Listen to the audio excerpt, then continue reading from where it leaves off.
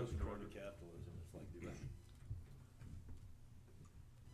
First item on our agenda, given that that we're not gonna have the Goodwill Industries presentation. There's gonna be no goodwill in this work session. No goodwill, okay, all right.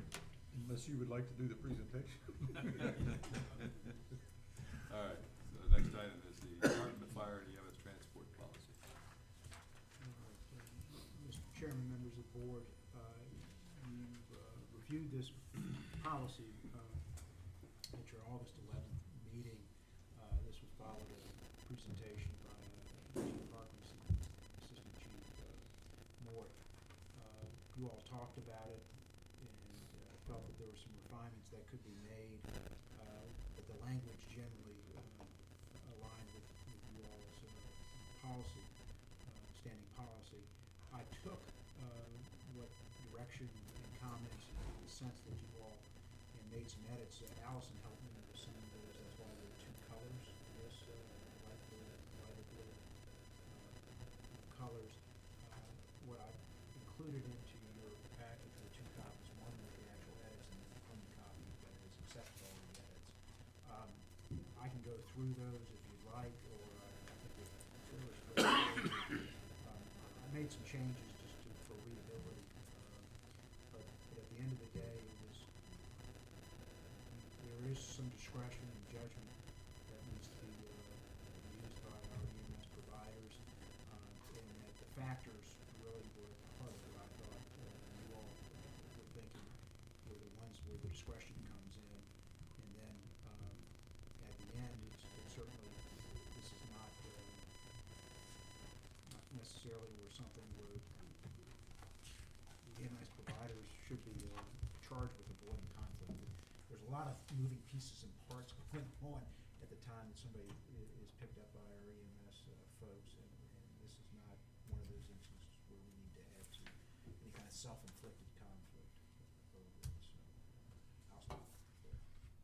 Dr. Albert came down to Lake of the Woods Rescue Squad this afternoon, and so I just threw this out at him, asked the question, and basically he said the first statement in our policy guideline, he said, the closest appropriate, clinically appropriate, that's basically what he said. He gave one example, he said, you know, if you've got somebody with a lung transplant, and they've got a broken ankle, they ought to go to Culpeper. If he's got somebody with a high temperature with a lung transplant, he probably ought to go back where he got his lung transplant. And that's basically.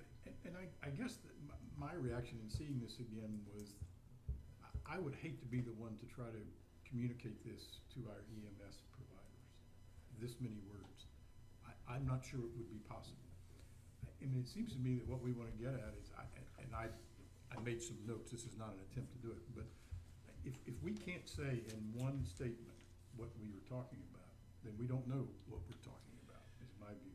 And it's basically taken to the closest facility that can meet their needs, or to Mary Washington, Martha Jeff, or UVA if there's a prior treatment for the related condition.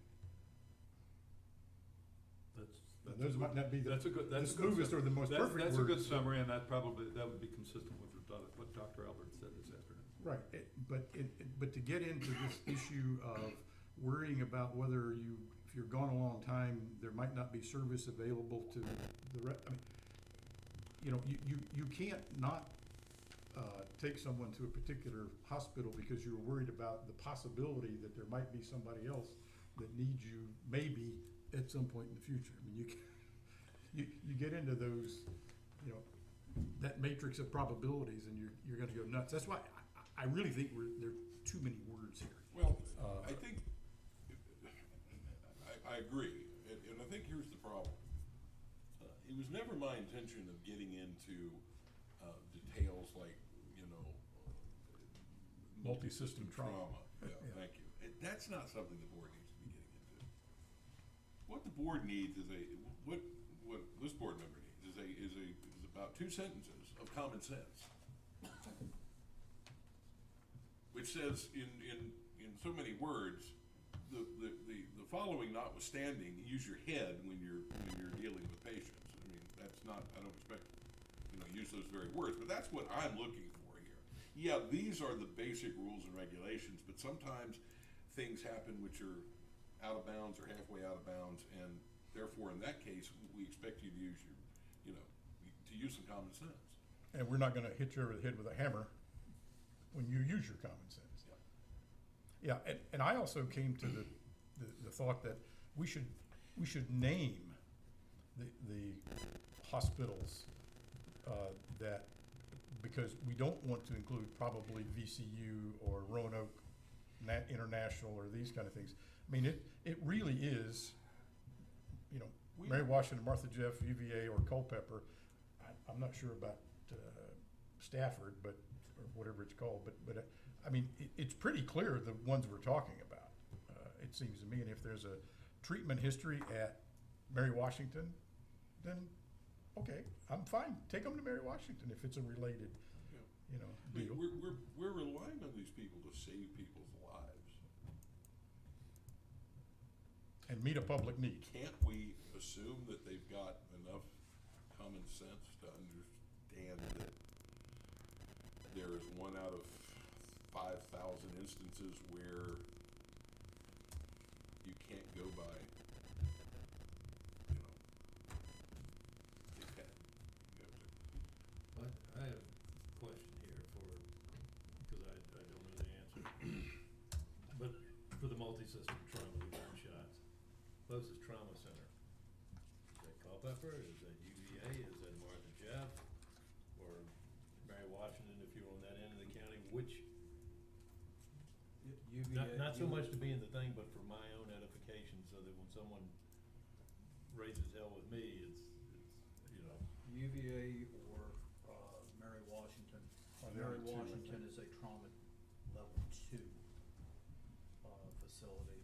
I believe UVA is a 1, is it not, Lee? Yeah, those are your only 2, and that's the reason the hospital system is set up the way it is. Stafford and Culpeper are regional hospitals. They're your, for lack of a better term, your basic care hospitals. okay. Martha Jefferson is like a step up, and then For certain things. for certain things, and then UVA, Mary Washington, and VCU. yeah, but what's that one in Medical, South Point? Is that a Centera hospital or?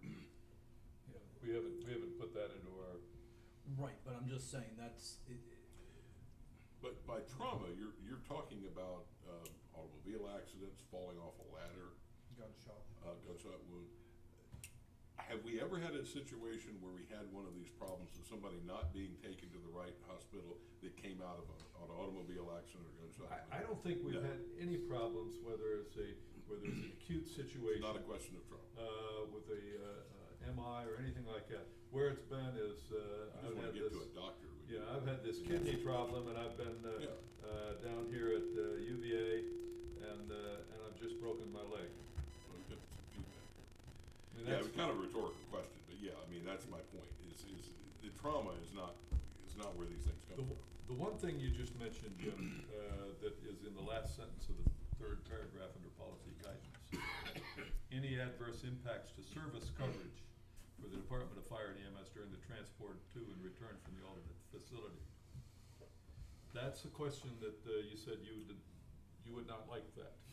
Well, In other words, I'm a little concerned about the care provider having to worry about that. that's not the care provider. He's basically, he's looking at it and saying, okay, this is the appropriate facility. He's gonna go there.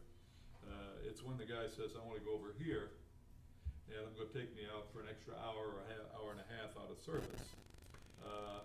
That's where he would go to his supervisor to say, well, you're the only ambulance left in the county.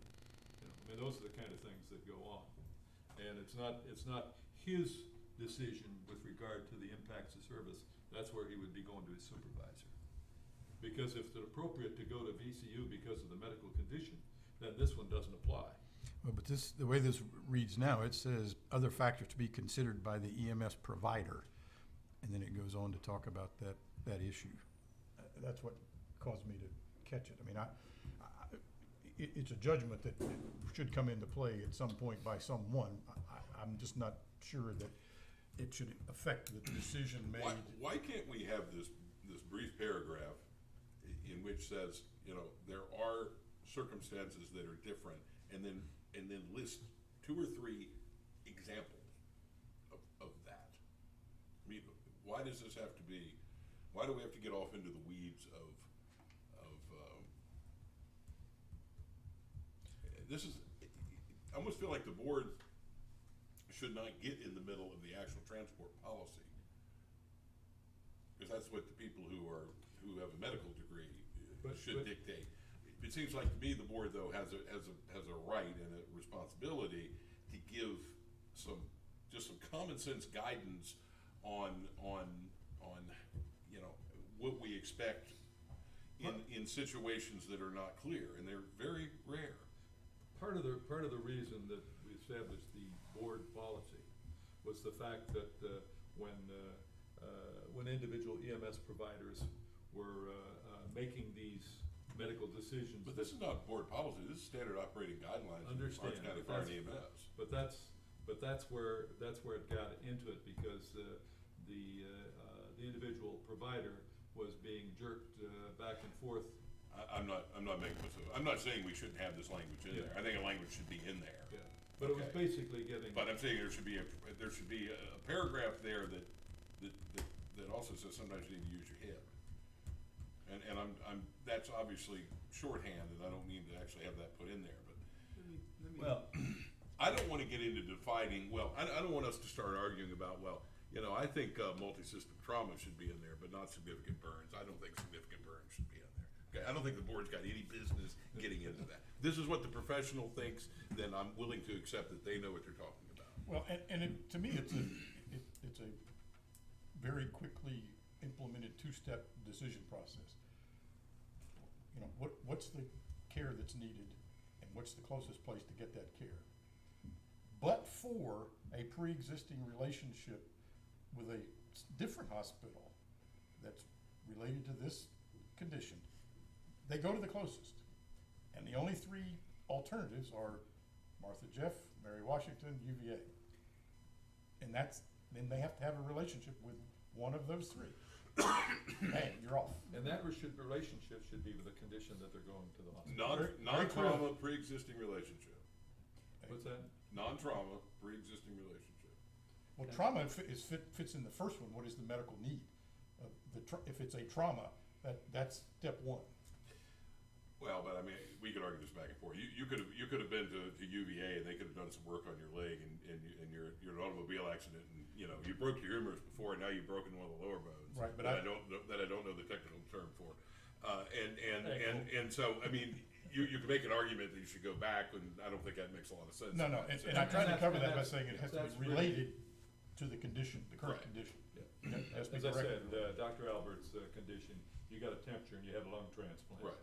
That's something you ought to go back to where you had the lung transplant, unless it's Fairfax or something like that. I mean, I think the words can be written to communicate the broader policy. Let me And I think that's Well, what we need The to. first 2 lines of the policy guidance basically does that. First 2 Mr. Frame Only thing, sentences. let me cut you off real quick. The only thing I would add into that, is something about a pre-existing condition, and I think that covers it all. Yeah, Decision it's, based on assessment of the patient. You're talking about under purpose, the first line there? Yeah, I'd go for Under policy. The first paragraph, would add something on about, pre-existing condition.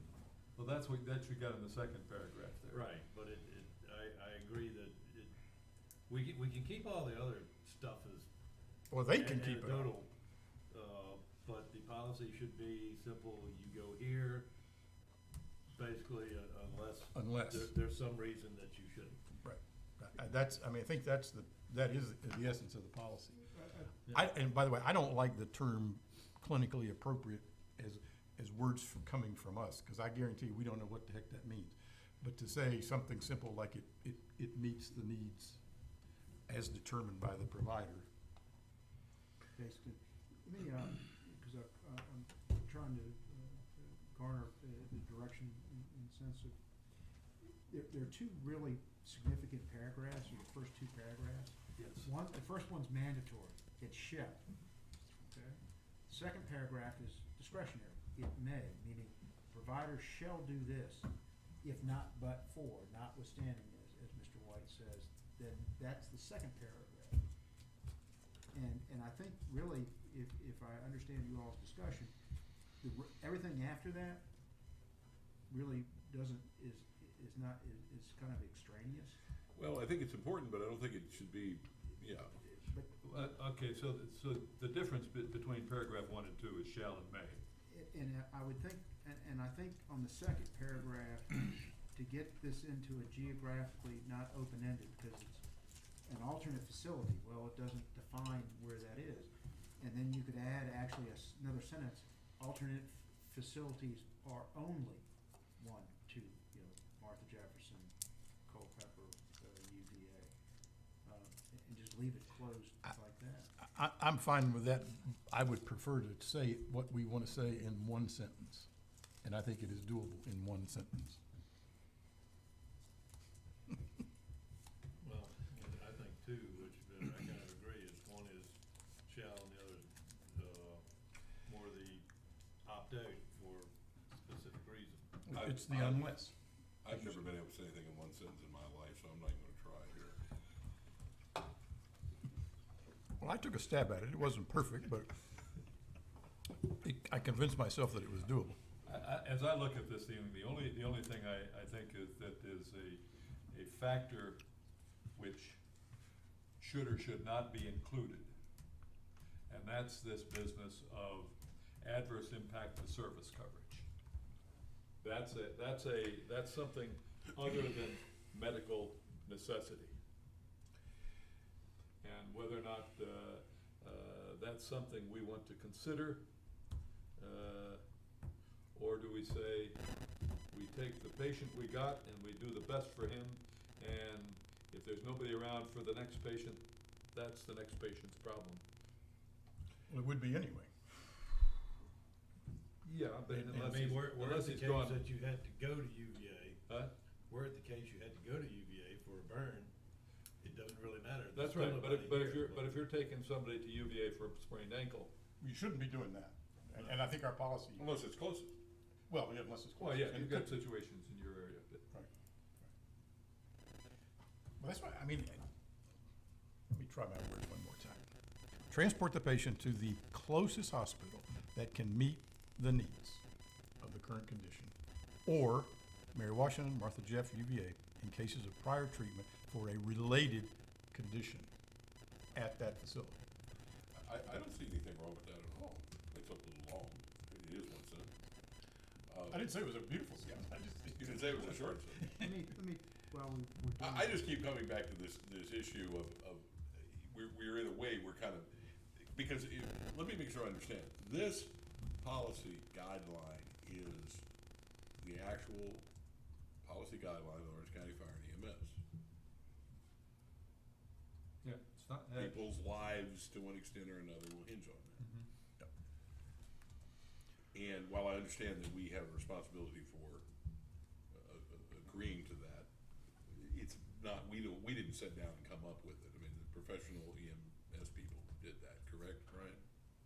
Sir, I'm sorry, I was composing. But I think you're right, but I think they did that as a result of multiple attempts to figure out what we were trying to say.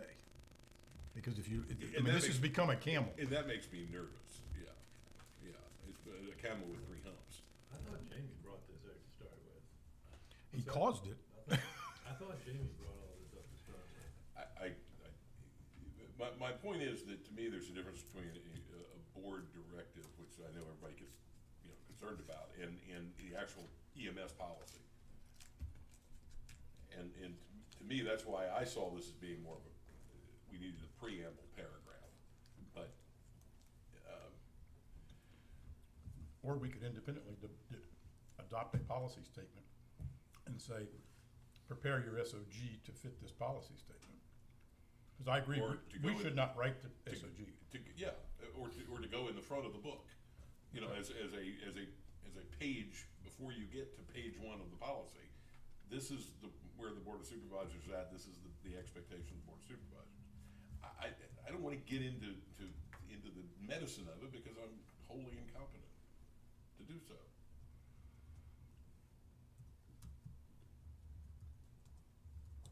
There are one case out of 2,000 or 3,000 where this is coming up, and we're burning a lot of time over that. It just seems simple to me. I mean, this is we're not talking about upending the policy and changing it to make some big change in it. Yeah, you're right, 'cause So instead of reviewing this, a simple sentence statement that becomes a resolution of the board that deals with the words you wanted. or better words, but I think I'm coming the close. notion that I was working toward. Yeah, I mean, I think that's our appropriate And role. then- I and agree then- with Marcus. And then this then complies with that. But let's get back to that one question I asked about the adverse impacts on service coverage. That is a separate thing and can influence the other elements. It can't influence I don't think it can influence the medical necessity. But it might influence I wanna go here because, frankly, I'm not sure it should even do that. No, that's I right. shouldn't do that. If you adopt the policy we're talking about, whatever the final words are, then that condition would never exist, because they either go to the closest or where there's a pre-existing relationship. Those are the only two choices. Yeah, that's why I'm a little business about this service cover. Even though Dr. Albert mentioned that might be a consideration, I'm not sure that I'm comfortable with having some other factor besides medical criteria fit into a transport policy. Especially at the provider level. As I was always taught, and as I always taught people, emergencies come one at a time. And you deal with the emergency that you're on. Yeah, I mean, Yes. Just, You don't worry about the next one. right, you, but there's even some discussion between EMS and the 911 center with regard to, okay, I've sent this guy here for a broken ankle, and now I've got a heart attack. Do I divert him from the broken ankle to go to the heart attack, even though he's already on his way for a broken ankle? they can ask, Well, I mean, that's, But a supervisor's gonna make that that's right, it's determination, not a provider. it's a supervisor decision. Yeah, I'm concerned EMS that, supervisor, Right. let's be clear. yeah, I'm concerned that we have either allowed or caused people to be reluctant to make any decision about an alternate facility, because the policy, as they heard it, was closest. And Closest. it gets mixed up into Medicaid reimbursement and yada yada. That should not be. That part of the presentation was really not what we're trying to deal with. Right. And apparently wrong as well, from what I've been told. But, yeah, so I think we do need to create this policy statement or resolution or whatever it is. Well, a one-page resolution, or one sentence or two sentences, okay. I think I He's have a got it. sentence. Okay. I'm not saying that this is a Can work you- of art. Can you let us look at it? That's an awful big sentence. No, that was, I cut and pasted from the other. He didn't like my sentence. No, I- It's too No, I liked it, it was long. It shall be the policy of the Department of Fire and EMS to transport patients to the closest facility that meets the immediate needs of the patient. Okay? It shall be the policy. You need to go to meet the immediate needs, unless there is a pre-existing medical condition which is best treated at an alternate facility.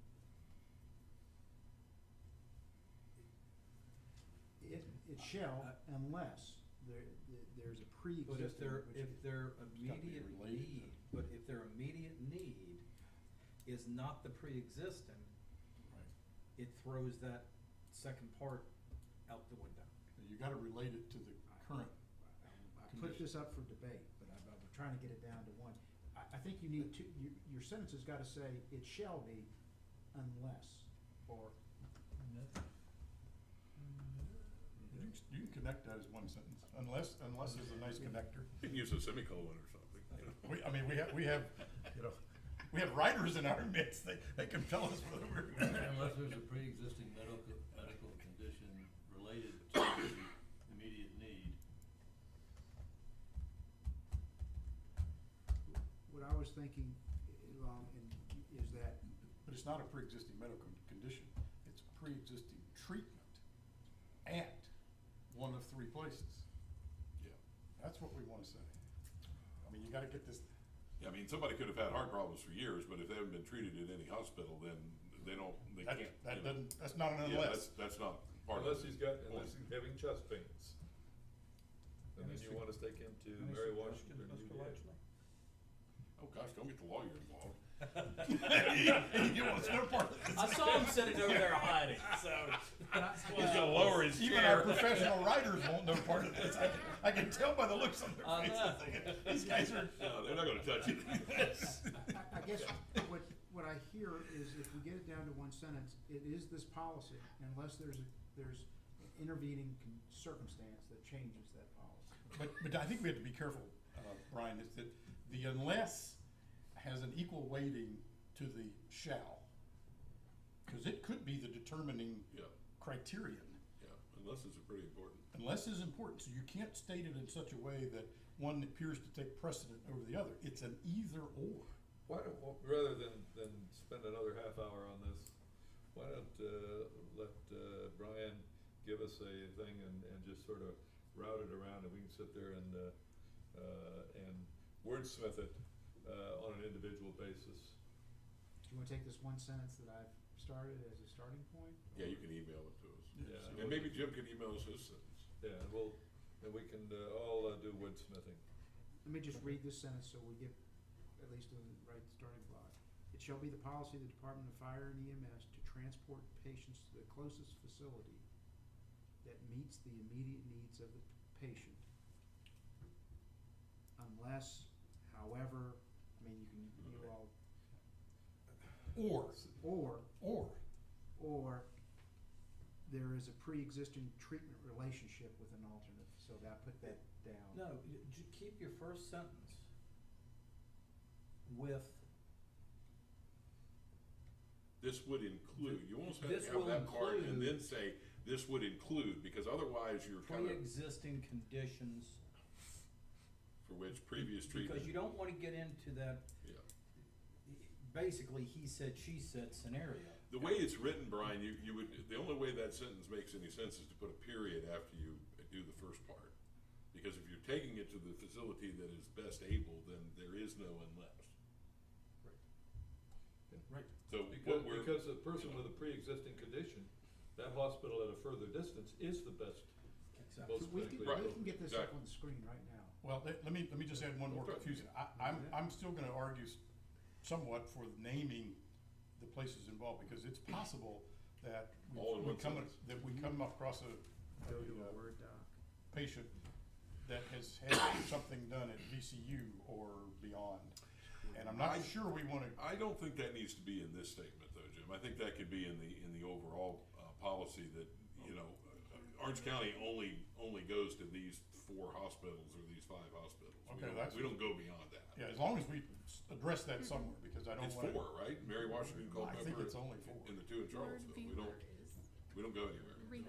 Yeah, cause we don't wanna be You going can up to only Johns read, Hopkins it's or, only word. you know. Or Fairfax, I mean, there's Yeah, a I know. move afoot to We consolidate. send people to Fairfax. And that, but they go by and that's a helicopter. great hospital. Exactly. They go by helicopter. It's a great hospital. A lot of very good people been Yeah, doing but I that. mean, In my- there are generally, serious conditions that, we're transporting. And they were live there though. Oh, we may be able to get this real time, we can, at least get a sense. Do we have anything else that we should be doing, or is No, it? no, sir, we got time. Yeah, I there's no goodwill. I'd like to have a sentence to start circulating around. That's obvious. Do we wanna say the policy, because this is gonna be a board, is this the board policy or instead of fire and EMS? Is it a resolution of the board? This is what we are saying we want fire and EMS to do, and they can go ahead and define it Here, in more detail in their statement. type, go ahead and get this up as a clean document. You know, when you buy I'll most switch it when I get over. I'm gonna most type it first. appliances or It motorized shall be things well, nowadays, why don't you do it, cause you may have. there is a more preamble explanation. saying, Or I can do you it. know, this is a reciprocating saw, don't try to brush your teeth with it. Okay, and then you go to page 1 where it starts to tell you how to use the darn thing. That's all I'm Usually saying. there's about 6 We- pages. We of need what that you- preamble saying, use your head, people. Here we go. It That's one of the shall stranger be analogies I've come policy up with, but I think it worked. of the Department of Fire and EMS. How about the policy of the board? Orange, or Orange Board of County. Supervisors. Orange County Board of Oh Supervisors. dear. Orange. This is real work session. This is incredible. To transport patients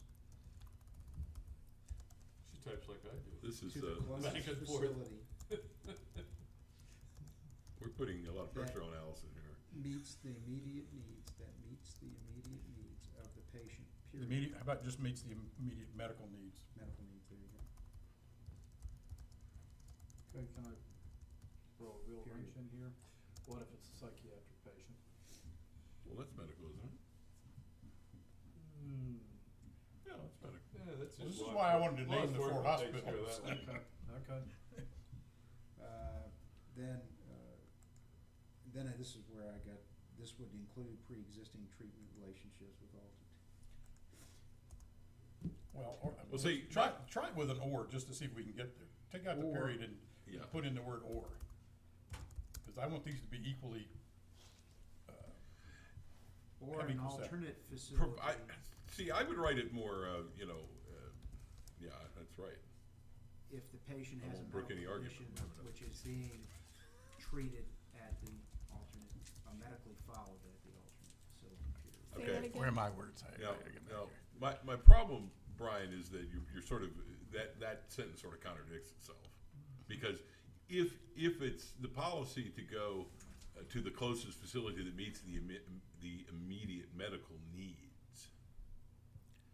Okay. Well, you say, you did have like best needs or something like that. But if it meets the medical needs, then why shouldn't they go there? Why should they go anywhere else? Our contention is that sometimes you have to go a little farther to meet their medical needs. That's How right. about?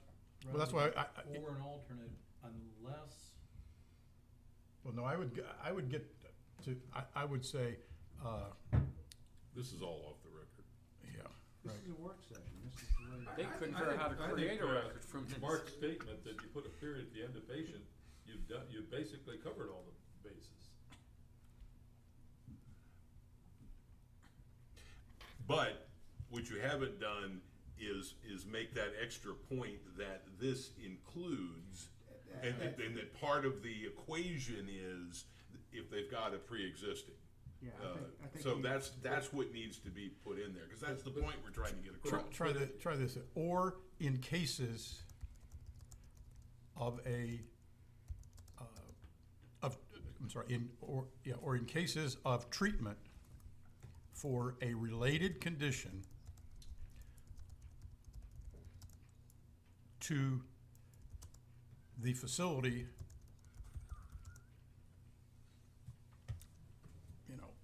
providing that treatment or something, that's why I wanted to name them, because it's so easy to just name them. there's 40 EMS providers sitting out there right now saying these dumb old gray-haired men sitting up there telling us how the hell to do our job. And they'd be right. And that's where our intentions are Well, that's wonderful. disrespectful, number one, they shouldn't be saying that. Some of them are county. We're not trying to tell them how to do their job. We may not be trying to tell them how to do their job, but we are. I would say we're not trying to tell them how to do their job. It is the board's job to set the overarching policies Or in that any cases county of department. prior Which is, treatment which is covered by that first part of that sentence, ending in patient. for a related condition to that facility, period. We could adopt policies, for instance, I'm sure that would make life much easier for Kurt if we didn't have convenience centers. If we just had one single landfill, and you didn't have to worry about all that. Okay, the board has made the decision as a policy to have convenience centers. Now, what we don't do is tell Kurt the best way to service those convenience centers, et cetera. So, I see this as very similar situation. Put a comma after condition and you got something to.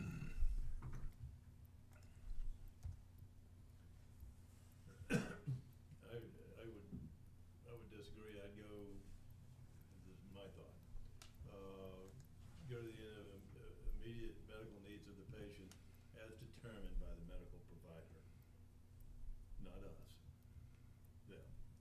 It's their job. That's what we pay them a hell of a lot of money to figure out. Keep that one up there. Can you leave that one up there? Yeah, oh, thank you. Boy, you're quick. So the first one's Jim's and this is Teal's.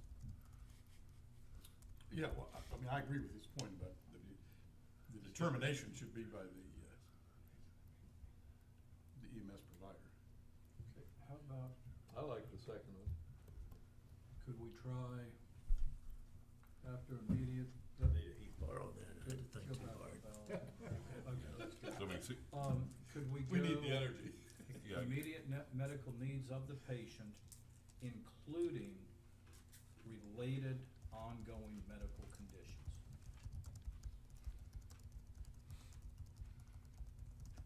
As determined by the provider. Well, but the issue is transport. Right. You take them to A or B. There are only two choices, I would say, in most cases. And that's why I'm trying to get him to see it as an A and B decision. It's not both. I'm not sure that we wanna get into that detail of an A and B decision. No, not which is A and which is B. It's just, if there's a prior relationship or prior treatment going on, that could alter the decision. But that still comes down to meets the immediate medical needs of the patient. Maybe not, because I know a case right now that they were taken to place A, and place A could deal with it, but they had an ongoing relationship, and it was heart surgery. They had an ongoing relationship at Martha Jefferson, I think it was in this case. And they took him to Culpeper? And they went right to Martha Jefferson after 3 hours of sitting at Culpeper. I think it's But still, the point is that, the quicker you get this guy to a hospital, even if it's not the one that that treats their normal things, they're far better off than sitting in the back of an ambulance. They've got a lot more medical, capability in an emergency room, even Culpeper, than, they do in the back of the ambulance. well, yeah, I don't think we're suggesting leaving anybody in the back of an ambulance. No, But if they you get got- transported but to you got- Culpeper and then get rerouted to Martha Jefferson, then that's at least an hour, at best case scenario, that they're an hour delay, and it's probably more like 2 hours delay, No, and they're getting treatment. No, that doesn't mean they're not getting treatment at Culpeper. If there's an emergency or there's a medical need, Culpeper can do a lot more than they're taking an extra hour to get him down to. No, they might stabilize them maybe or something, but they're not actually fixing the problem if they have to send them to Okay, Martha Jefferson. but if they're stabilizing, they can do better job of stabilizing than you can in the back of an ambulance. However, they can't, in cardiac, where they need to go to the cardiac cath lab, they can't stabilize any more than the ambulance can.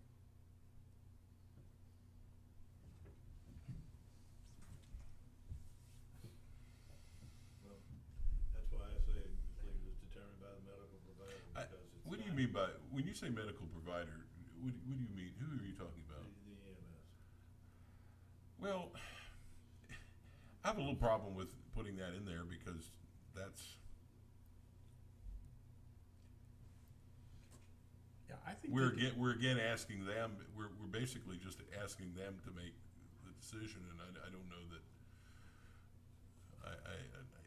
I don't know that the EMS people can really make that decision, unless they're thoroughly familiar with the case. They can't really make a decision on whether somebody needs to go back to their previous doctor or not. I mean, presumably, they would already be doing that. I mean, if there's only one doctor in the region that can deal with X, I would assume and he's at UVA, then aren't we already doing that? Can I make an alternative suggestion? Sure. Period the word patient, and then say in appropriate situations, the EMS provider does have the authority to go to one of these other alternative facilities. And simply, I mean, if I remember the issue correctly, the issue was that they thought the policy was strict. So why don't you just end it with patient and then add some where appropriate language, where appropriate, the EMS provider does have the authority to select an alternative location among these four here. And just leave it to their discretion, but then in the policy, they've been told, you do have the authority. I like the word provided. So I agree with what Tom is saying, but I would then go, provided that in cases where, a patient has pre-existing care at X facility, then that's where you would take them. Well, my advice is actually broader, where you're basically saying you got the discretion, you're an expert, you're a professional. If you think, I really ought to take this person to Mary Washington, I really ought to take this person to UVA, give your EMS provider the authority to make that decision and simply say, hey. But that's where we are right now. But they don't, what prompted this discussion in the beginning was that they don't know that's where we are. They think they have this They strict. don't have any choice but And to that- take them to and UVA, that- where or I was take them to gonna- Culpeper. I think Tom is, back where was that this was the mandatory, there wasn't an element of discretion, at least that they knew. Right, that's what started the It conversation. started the conversation, and if you put the word discretion, it does have the discretion to transport to an alternative facility if that seems appropriate, something along that line. But I think using the word discretion will be helpful for those in the field, because that allows them to make a decision based on their best judgment. Well, I mean, we had it before where there was discretion, but it's only discretion if whoever's in charge tells you you have discretion, and I don't think they felt they had discretion. Well, I think all this debate and discussion ought to get across the point that you expect them to use their discretion. Well, according to Jim there, I'll say. Been there, done it, I'm telling you. It's, and I will go back to my original is if it has not been conveyed to the employees what they're supposed to do, it needs to be conveyed to them. If it's been conveyed and they're not doing the appropriate discretionary transports, they need to be disciplined. Trained or disciplined. Right, appropriate action needs to be taken. I agree with that. But I think the board also can go the extra mile by sort of trying to make it a little clearer. So I agree with you, but. But, yeah, I guess whatever the clear is. what I've heard from John and others is that, 99+% of the cases are, people are satisfied, they're handled well. We have this one exception, and I would, at least at the moment, like to see our policy deal with that exception, to sort of clean up that impression. Was that exception a misunderstanding of the policy on the individual? Was he not making the best medical decision? What was it? I think the individual thought they were following the policy because they were told by their supervisor, don't you dare take them anywhere but the closest. You have Okay. no discretion. All right, and obviously the supervisor was wrong. And we all heard the supervisor say that to us. So we know he said it to the employees, Okay. because he said it to us willingly. Could I suggest we go back to where I think we were 10 minutes ago when Lee suggested that we have this sent around to us all and we all kind of work on it? 'Cause I find it very difficult to come up with any sensible edits. What I had hoped, and If we could get a copy of that that's on the I screen. just wanted to at least to get started on the sentence Yeah. that we could circulate around to, So there's four. there's four. Yeah. Is that- I like Tom's last sentence there, but that's okay, let's send it out. We can wordsmith it some more. So what we'll do is, we'll save that somewhere, I guess. And scan it in Yeah, and we'll scan send it out a and make it a PDF. PDF. Or just. That's an inside joke That's there. an inside joke, Mr. Johnson and me. All right. And we'll circulate that with the idea that we'll bring back this, to the, October. Well, I guess to move this along is, assume for the moment we're gonna come up with some version of one of those four and/or some combination. I think that John and his staff, and maybe working with you, should, given that guidance from the board, should then take this SOG and go ahead and begin the process of redrafting that. And maybe you bring both of those back to us, rather than keep waiting. Because I think we're likely to end up with something resembling one of those four. Howard, And we would, your anticipation would be that the SOGs would be, we would probably adopt whatever they come up with. Yeah, I would think. But I'd like to make sure that they're saying the same things. Right. they're aligned. Let's go back to that one issue that's different from medical necessity there. That last statement in the last sentence in the third paragraph. Adverse impacts to the service coverage. No, we don't need that in there. Is that a consensus? So whatever SOG comes forward will not include that, any type of factor, any type of. We're going on medical necessity and first come, first served. But I do think that we need to define that we go to those four hospitals.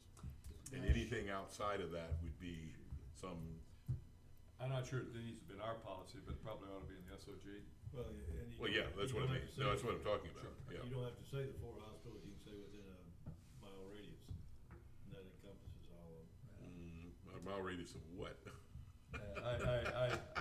Get out on the end of Orange County If and- the SOG decides to define the four hospitals, that's great. I think we should define the hospitals. Well, this is why I'd like to see the SOG, because I think it, you know, And then we can wordsmith that when that I'll comes have, in. let's hope not. I'll have But you know we will. John and Probably. Nathan do an SOG. We'll get this out to you all tomorrow. You all work through it. I'll give it to them to start drafting the SOG that aligns with that, and we'll have this as a work session item on the 27th. Okay, good. So, Why don't we just have it all come at once, I mean, when are they gonna have something? In a week? I would, yeah, I did. Why don't we just send it all in a week, it all comes together, That'd be fine. then we can look at all of them then, rather than going back and putting up the email that came 55 emails before. So that we've gotta look at one and then go look at another, and So I'll get them working on this. We'll use these 4 sentences as kind of the starting point. How would they draft an SOG that would implement that? And then one of the other takeaways is that we need to list the, what are deemed to be the appropriate facilities by name. Right? Yes. You can ask them, but I mean, it seems to me to be, I mean, there's Appropriate. only- there's, you know, okay, you got that. All right, good, we'll take that from there. And since Kurt's here now, we can ask him about the impacts of opening up 20 new convenience centers, like we talked about. within his current budget, you forgot. Well, of course, it means, Or something less, than. You feel your chain being pulled or, Priceless. That was a deep breath you took, I saw that. I don't think he took a breath. Maybe that's what it was. that was a gas. It was, what was that trauma we were talking about before? It was one of those Somebody traumas. needs to transport Kurt.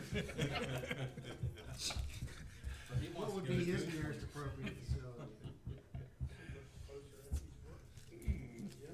I don't know. the nearest convenience center? Yeah. We're excluding psychiatric. All right. Next item, guidance for strategic planning. Yes, sir, Mr. Chairman, members of the board, last meeting, took some more input on what you all would like, or at least the process of preparing for the upcoming strategic planning in March of next year. I've added 4 items that you all identified as topics you'd like to discuss, so I hope those follow with what direction. The one I didn't see was youth sports, It was the, or did I miss it? I might have missed it. this came out revised. But it's not in the one that was off the web. Yeah, what are you looking at? We've got Oh, did I miss it? problem. We sent out a revised memo of this because youth sports was not on it, and it didn't make it to the website, I'm sorry, gentlemen. We got a memo here that says revised, and that we have development of recreation opportunities throughout the county has been added. Pass that down. That evidently somehow got, The paper one should have it Paper, in the the stack you iPad just got versions. probably has Oh, it in okay. there. Mine did not, so. All right. I have it. Huh? You have it? And I've got it on, I got a paper version of it. Development of recreation opportunities throughout the county and scoping of the Orange Boystable White? area. Well, it might be in here, let me look. Oh, no, Should this be is on your mail. iPad. All right, I'll find it, that's Where, fine. I'm not finding it, where in the world is this? I'm not finding this anywhere. The document that you pulled off the web like me does not have this revised memo. We did, Doesn't have the memo at all. it's got the original one. Well, the one from,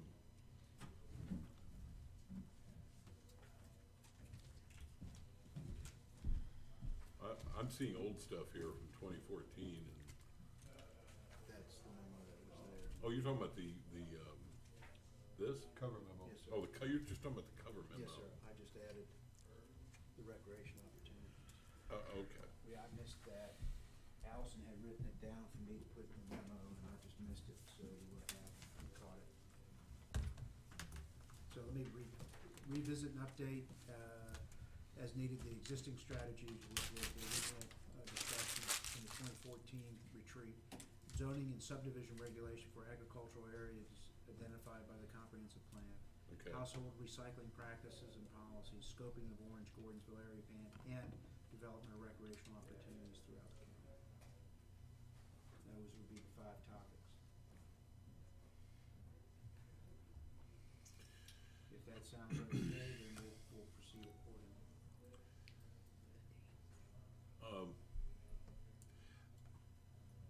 The only concern I have is just, you know, I would hope that the first one, revising and updating, doesn't in any way, lull anyone into thinking that that's sort of just pro forma. I mean, there's still some big things on there that we still need to work on, so. So I don't wanna, you know, that's not just, I guess I'm a little uncomfortable with lumping all of those policies under, this is what we've already talked about, because there's some really important ones on there. Would it be useful, for each one of us to go through that and say, hey, these are things that are hot buttons for us on the existing? Just as a feedback, not necessarily for, so that when we get to the retreat, we know that those are things that we need to address. Yeah, I don't think that's a bad idea. No, okay. I mean, some of this stuff is,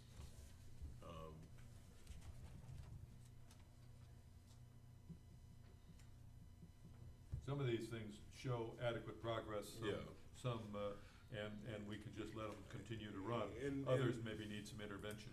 well, and some others are kind of wish list things that we send to the legislature every year, and, Yeah. I mean, they're just kind of. Sure, okay. But, and then there's the ones that we really could kind of kick them in the pants and get them moving. So why don't we, each of us, take these things and identify And, which ones we think are, things we need to go at? and email that to Brian? Yes. Okay, I think that's a good idea.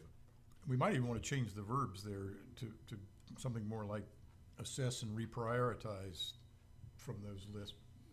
Something more than just yak about them a little bit. Mm-hmm, yeah. Because, you know, conditions have changed a little bit. We've made some progress on some and not on others, and so Yeah. I think it's And some of them may not, have the priority they used to. and the priorities Right, have changed, yeah. right? Okay. Okay.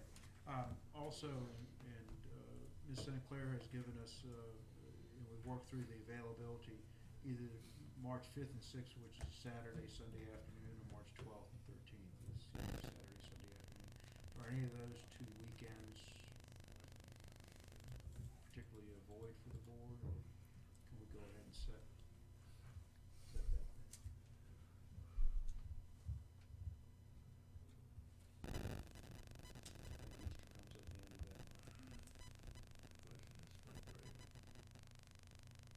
Either weekend is fine with me. Do it on the 5th. Well, I don't know. It's spring break. Yeah, I don't know what day it is. Would be Care for Joe's. either one's weekend. good. We can check Present on time for me. spring break. I probably would rather do it on the first, weekend.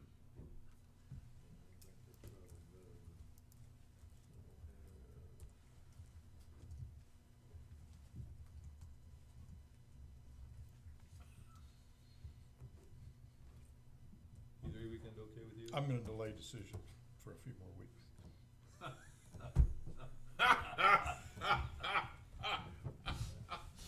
I wonder what that little grin was about. I refuse to speak for someone else.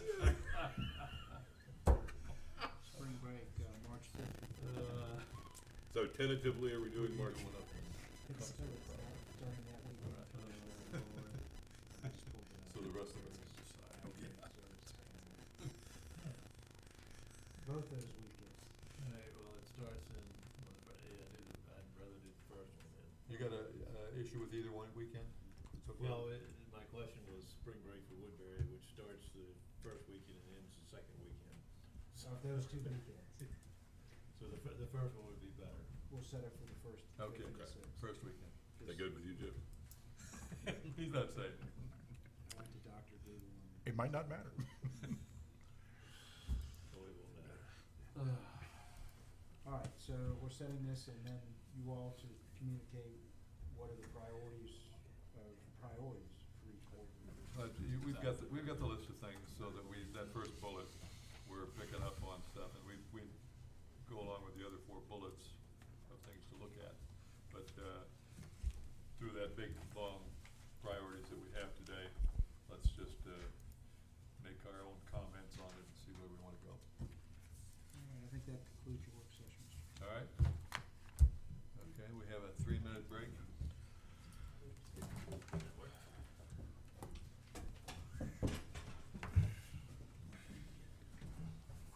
Excuse me, sir. And to the republic for which it stands, one nation, under God, indivisible, with liberty and justice for all. Okay. Figured that. 2 changes to the originally published agenda. A new item, item 5F, the approval of the purchase of the LifePak 15 cardiac monitors. Also, the service award, the individual who's supposed to receive the service award will be unable to make it, so we will not have that. So we're gonna delete that one then. Yeah. Any other changes? Yeah, I'd like to add on to the agenda, to approve a resolution for both Lindsay Wolfock and Harry Hopkins, who just passed away, for their contributions to the county. Okay, let's do that under new business then. Do you wanna do it there or just under consent? Okay, we'll throw it on the consent.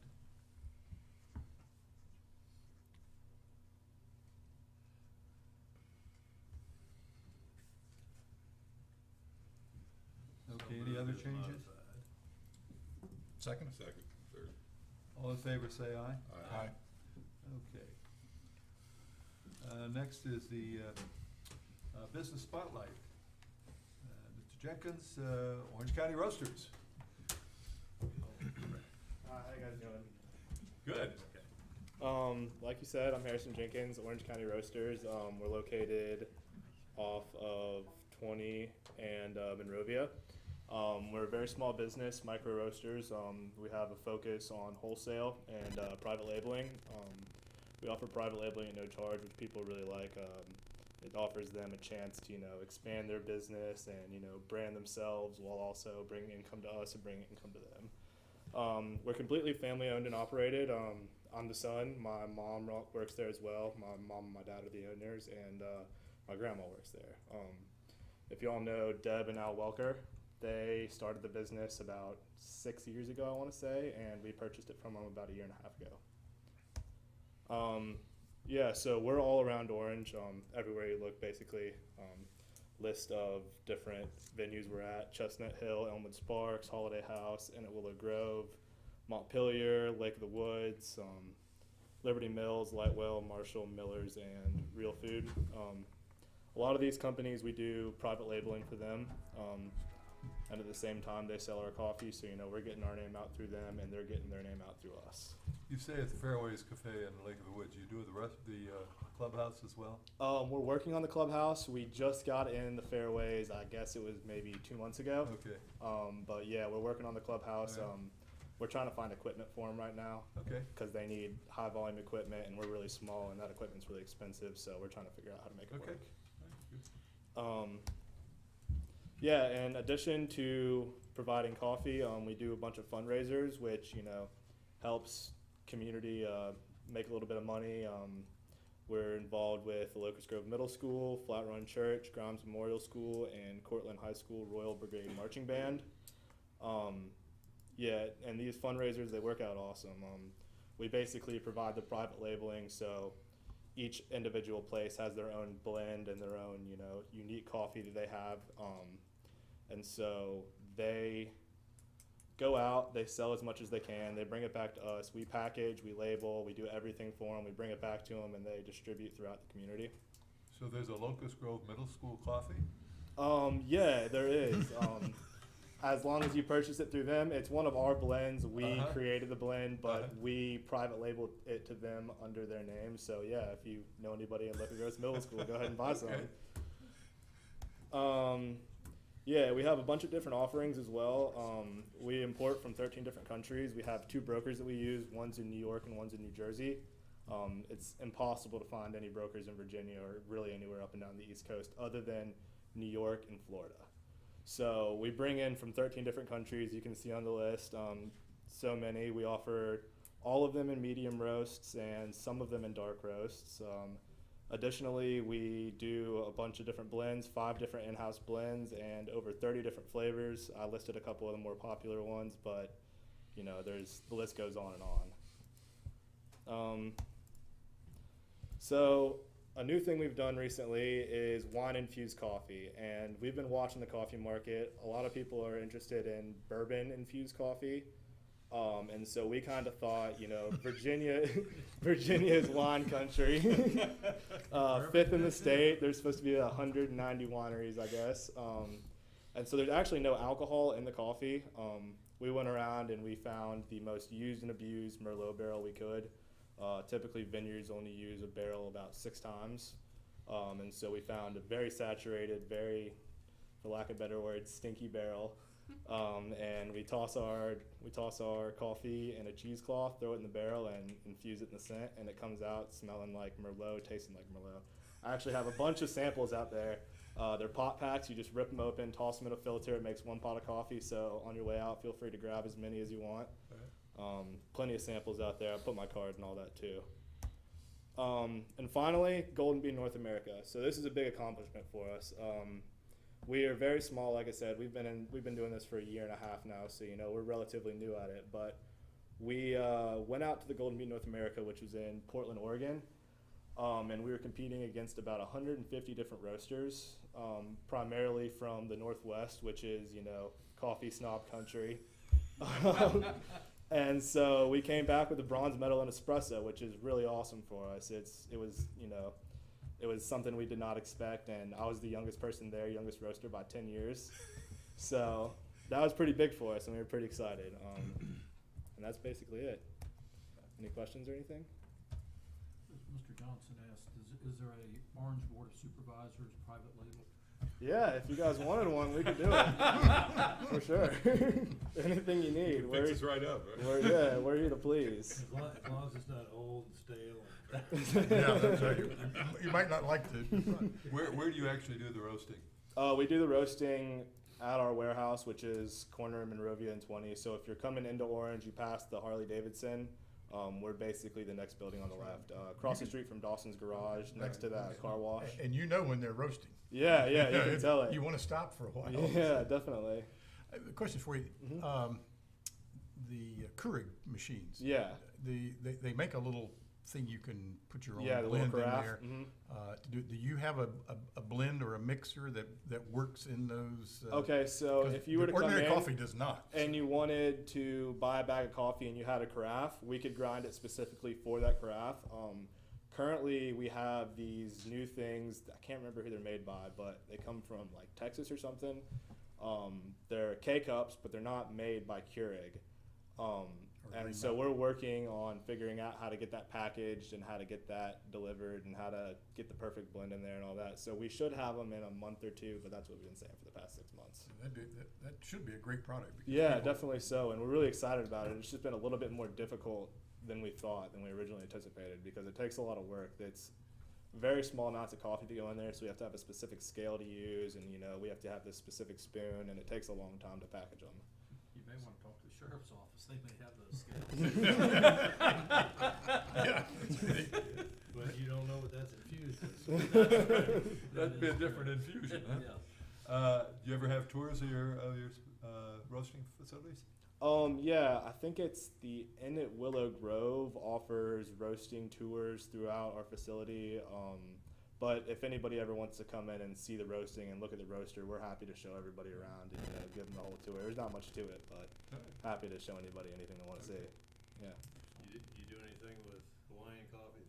We have Kona. So the thing about Kona is when you're buying Kona, a lot of the times, well, I guess it was 3 years ago, they passed new regulations that in order to be labeled Kona coffee, it only has to be 10% Kona. Yeah, So we do Kona coffee. We do 100% Kona, but it's going to cost you $40 a pound. yeah. And also melt And your spoon. we're going to roast that probably within the next month and get it on sale for the holidays. Who are you picking that up through? It's a company out of the West Coast. I think it's Specialty Coffee Grade or something. We have to order it like 50 pounds at Yeah, a time. you ever heard of Badass Coffee? No, They're out of Maui. Oh, yeah? Yeah. Yeah. Do they do green beans or do they do roasted coffee? I don't know. All I know is I found them when I was over in Maui, and we stopped, and it was like, oh yes. Yeah, really? Yeah, so we're going to roast some up soon. But yeah, it's very expensive, $40 a pound. Yeah, It's more just like a gift type thing. Yeah. it depends. It's good stuff. Yeah, it is really good. Okay. Any other questions? Yeah. Thank you for a good presentation. Yeah, Appreciate Thank you it. very job. much. Yeah, thanks for having me. Thank you, sir. Okay. Next item is the quarterly update from the Orange Workforce Center. Mr. Baldwin. Good evening. My name is Marty Bywaters Baldwin with Rappahannock Goodwill, and I appreciate the invitation to give you an update on the Workforce Center. Since July 1st, we've operated the Workforce Center in conjunction with Goodwill of the Valleys and Piedmont Workforce Network. But before I get into some of the numbers, I want to tell you two stories, maybe illustrate the workforce work that's going on here in the county. Anybody can come through the door of the Workforce Center, and we can help them with creating a resume, cover letter, applying for jobs, looking for funding for training and schooling. One young lady came to our office a few months ago, and she's a young mother, had graduated from high school, but realized with a child she's going to need more than a high school education to sustain her family. And so she applied for our workforce program. It's a couple steps to apply, but she qualified for some grants through the WIOA grant. And we were able to help her come up with a career plan. We looked at the jobs that are available in this area, looked at employers, looked at training options, and she said she wanted to be a dental assistant. So she's currently at school down at K-Tech in Charlottesville to be a dental assistant. It's a 4-month training program. When she graduates, she'll be eligible to work in any dental orthodontic office, and the starting pay is $16.50 an hour. And so that's the wage that she and her daughter can sustain themselves on. So that's one of the things that we offer as far as workforce development. Another story, had a gentleman that came to us recently. He was a resident of Orange County for 9 months at the Central Virginia Regional Jail. And he got out one day, came to us the next, and we got him enrolled in the workforce program. He wanted to get a CDL license, so we were, through these grants, able to pay for his training. It's pretty expensive training, but he did training in Fredericksburg, 4 weeks of training, and he just came by the office last week and said he graduated, has his license, it's coming in the mail, and he's had multiple job offers. When he was locked up, he realized he needed to turn things around, and especially for his family. He's got a 2-year-old. And he said with the multiple job offers, the starting pay is $50,000 a year for a CDL driver. And so he was sitting down planning out saving for his kid's college fund, which is pretty exciting. And so that's what we try to offer as far as workforce development. One, short term, help people find jobs and help employers fill those openings, but also help people with the long-term planning for their careers. So the numbers here, I'm very excited about our start the first 3 months. You can see a month-to-month increase on visitors, and especially on new visitors. There have been 125 new people that have come to the Orange Workforce Center in the past 3 months. I think those are great numbers, and it's increasing each month. We've had 10 people report being hired, and that number is just going to go up each month. We're developing systems and also relationships to have both the job seekers and employers report back to us when they're hiring individuals. So we've had 10 already, and I expect that number to increase as we go. 21 Orange County residents have been enrolled in the Workforce Innovation and Opportunity Act grant program. Out of the planning district, we have as many participants from Orange County as any other county in the district. So I'm very proud of that. Those 2 individuals that I told you about, they have signed up for this workforce program. They get assigned a case manager, and actually the case manager works the front desk at the Workforce Center here in Orange. And so they'll work together with that case manager to come up with a plan, pay for training. There's $5,500 available for each of those participants for college classes, vocational training, and paid internships. So that's $115,000 that's available to these 21 Orange County residents right now. We've served 11 employers through hiring events and through outreach. Economic Development Office has been very helpful, Tommy and Rose, in introducing me to some of the employers. You'll see a flyer attached to your pack. Tomorrow we're having a big job fair. Green Applications is coming along with 5 other businesses. Economic Development introduced us to Green 2 weeks ago, and we asked them what their needs were. They said, we'd like to have, he said, I'm spending 9 hours a day doing interviews. If we get everybody in one room, that'd be a big help that's applying for work. So that's going to be tomorrow from 10 to 1. One of the big pools, I think, of having a workforce center is to have partners all under one roof. I've listed here the 9 partners that have a presence at the workforce center. I'm very glad to have the VEC there 2 to 3 days a week. Germanna Community College has a career counselor on site for people interested in going to college. The National Council on Aging has their senior employment program. They meet with folks at the Workforce Center, and they've enrolled 15 senior citizens in their employment program this year, and then several other partners that are listed there as well. Our goals, we hope to continue doing job fairs at least every other month, but if there's demand for more, we'll do it each month. We do this in partnership with the Virginia Employment Commission to get the word out for those job fairs. Increase community outreach and business engagement, and increase the numbers of hires and visitors on a month-to-month basis. Rappahannock Goodwill's mission is to help individuals with barriers to employment, especially disabilities, to find employment and pursue education. And so we're happy to be able to carry out that mission here in Orange, and glad for the partnership. Thanks for letting us serve your residents. I'm curious in your partner list as to whether or not the high school should be included in some fashion, or maybe they are, but partly because of the story you told about the recent, I assume recent high school graduate. I mean, it seems that you could offer any number of opportunities to some current students. That's great, yeah. So we have some contact with the high schools. For the past 5 years, I've been the youth case manager for the workforce program here in the area. And so back in the spring, Dr. Tanner introduced us to some of the staff and guidance counselors, and we presented our program. But yeah, I'd like to increase and maybe even do in the spring job fairs specifically for high school students looking for summer jobs. Right. Is that career counselor from Germanna that's also at the high school? Do you know? No, it's a different one. It's a different one. Yeah. Mm-hmm. It's a career counselor that's assigned specifically for the Workforce Center system. She travels between Fredericksburg, Culpeper, and here.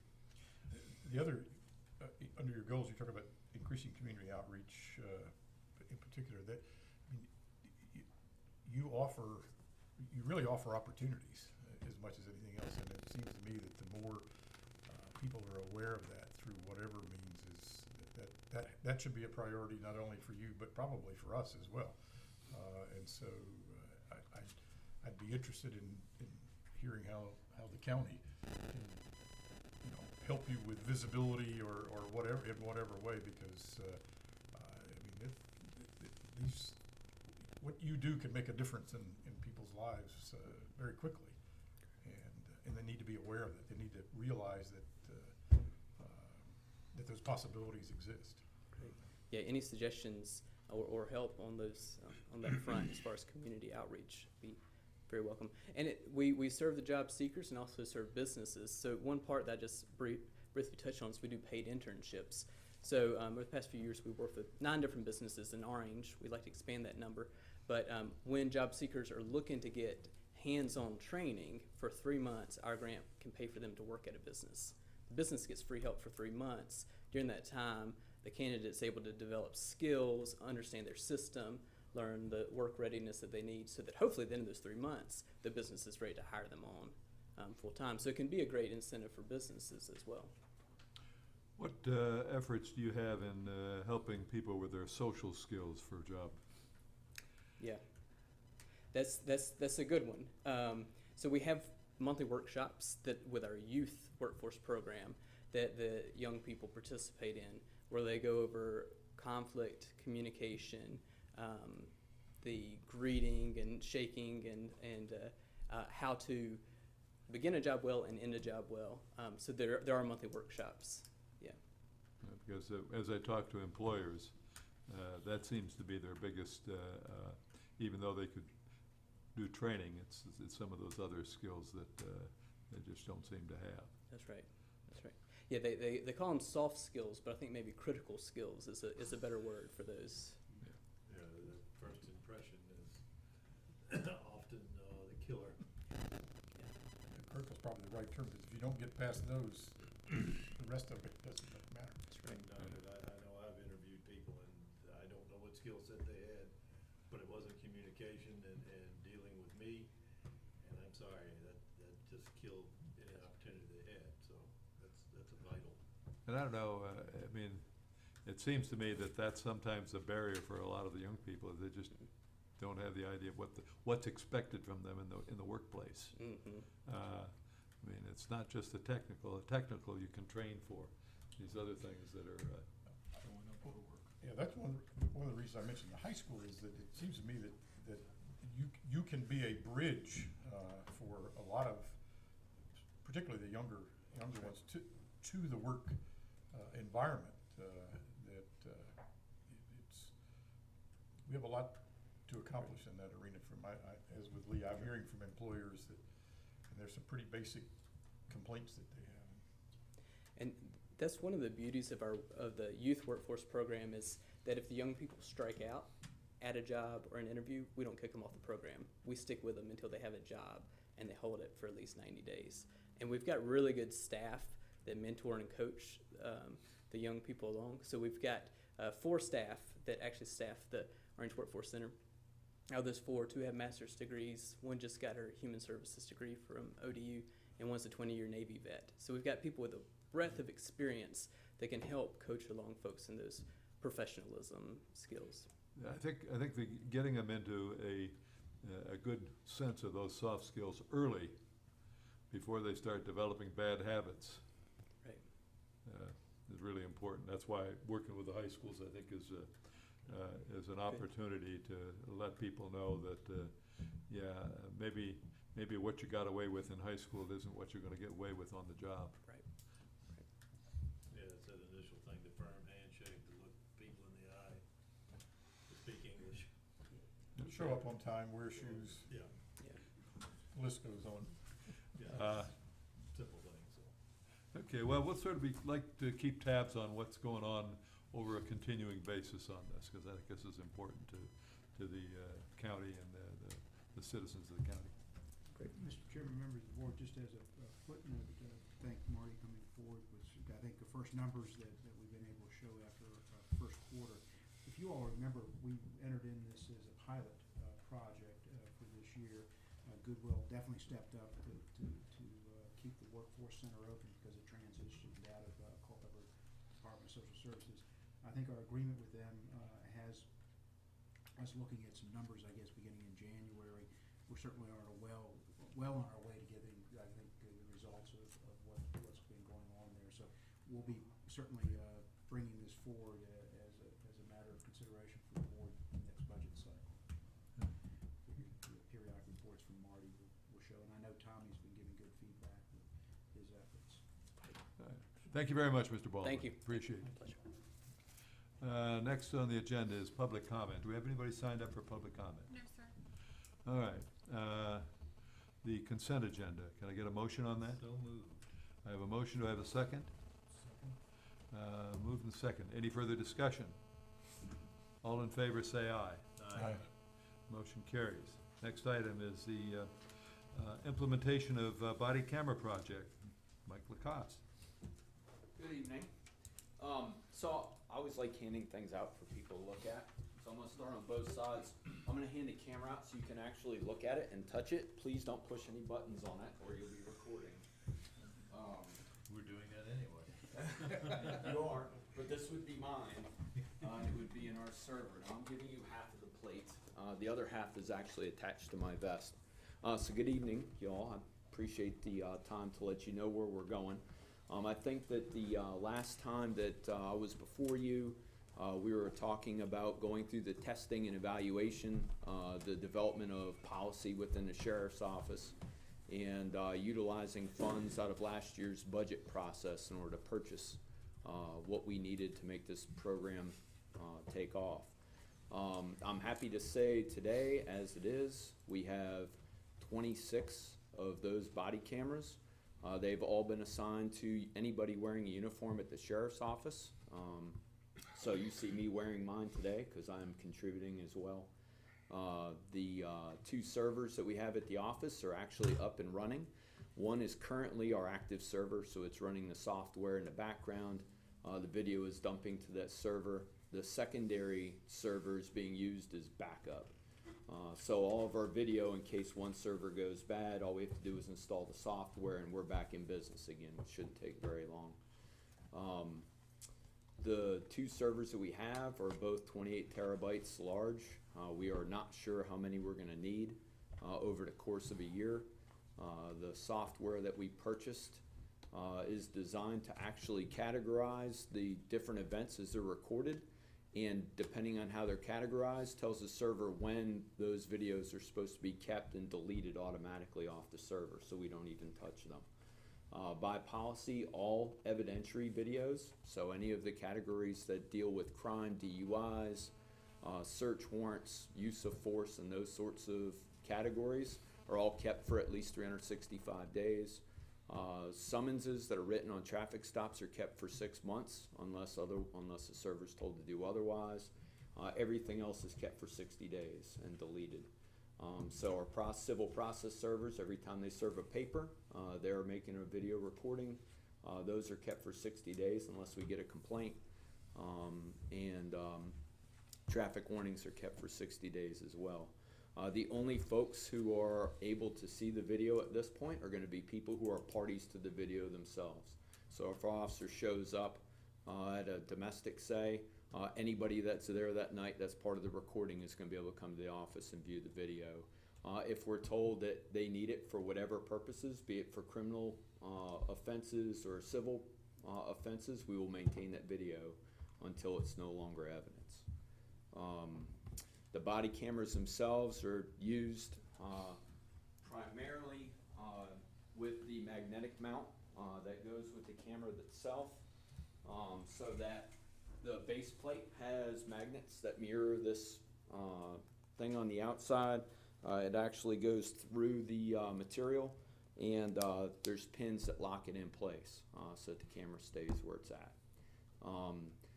These cameras are not set to record constantly and only mark the videos as the officers push the button. There isn't enough battery space in this little teeny unit in order to make that work. So essentially they're powered on all the time, but they're not recording. When the officer chooses to record, they push the button on the front. When they're done recording, they push the button on the front again to stop it. They then use the side button to pick the category. The category they select determines how long we keep the video. They cannot delete, alter, or erase any of the video on this unit. This video goes back to the office. It's docked at a workstation at the office, and the video is automatically transferred to that workstation. Then later it's transferred to the server itself.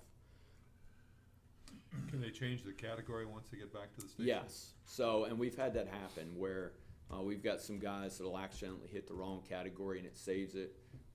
Every officer is required at the beginning of their shift to test it by turning on the record, make sure that on the top panel it shows that it's in fact recording, that the timer is ticking and whatnot. They then have to end it and they mark it as a test recording.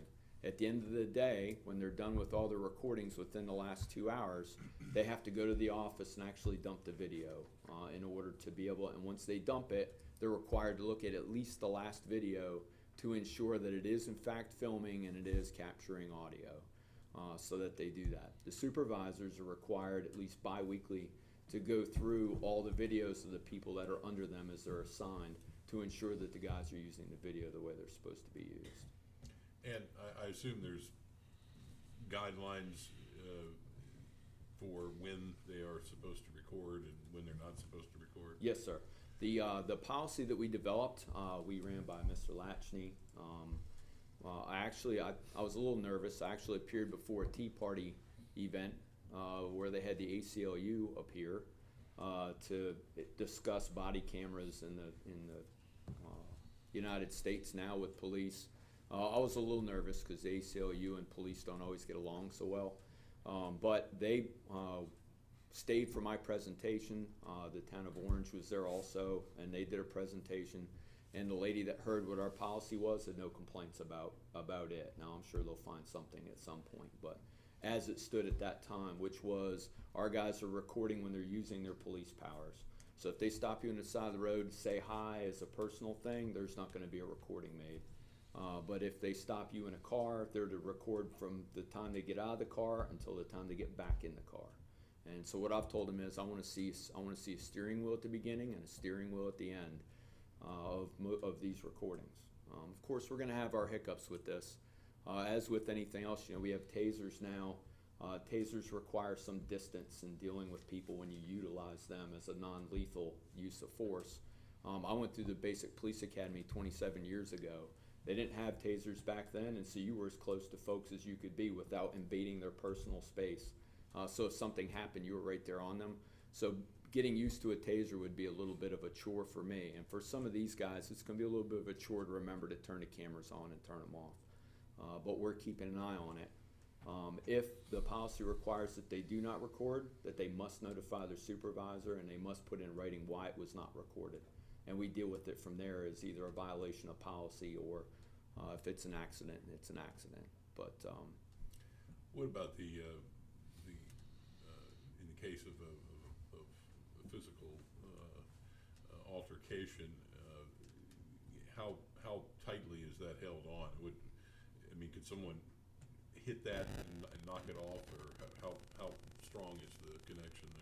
It's pretty strong. I had somebody try to pull it off of my vest just a few minutes ago. It can be. An altercation. Yeah, is that the altercation? Yeah. You got that on tape? I was not recording at the time, but I told him if he continued, I'd have to. So, it did not come off. Now that's not to say when you're actually in a real fight with somebody that it may not get knocked off, but it's on there pretty strongly right now. It's actually Velcroed to my bulletproof vest, which has helped stability. So the video that we're getting is actually a pretty good video. Even from folks running, because even though the camera may be moving up and down, it's not wobbling with the uniform, which it does in some of the other ones that we tested. So the video is 720p quality. I will say we put them out on the street on September 19th. Initially, on the initial push out, we've made 1,400 videos at this point. That includes the testers. That includes the civil process. We serve about 14,000 civil papers a year. So you're looking at 14,000 recordings, but most of those are a minute or so long with the officer exiting the car, walking up, posting the paper, and coming back. So they're not very long. They won't take up very much space. They'll be deleted after 60 days anyway. So my camera, as you notice, it is powered on, but it is not recording. You notice there's no lights on it. We have a covert mode for these.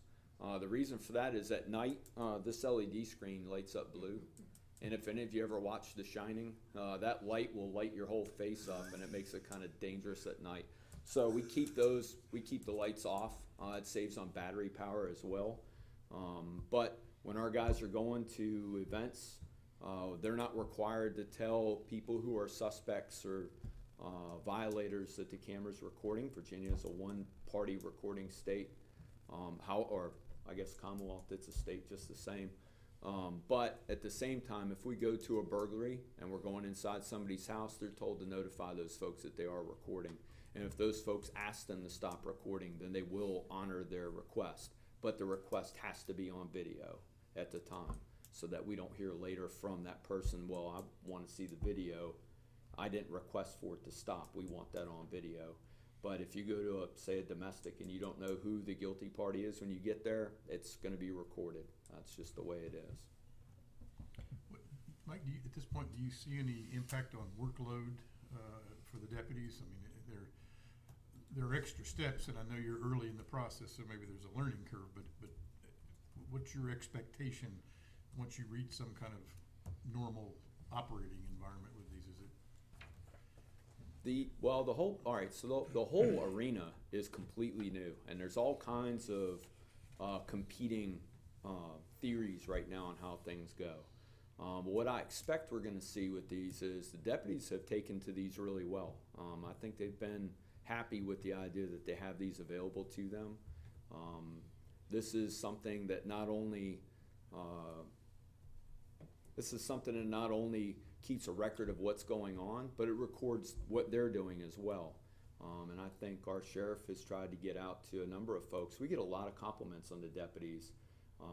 These sorts of videos actually show what they do and that they're good public servants. And so I think you have that side of it, and from their perspective, that's really good. From the work side, I think it only improves their work.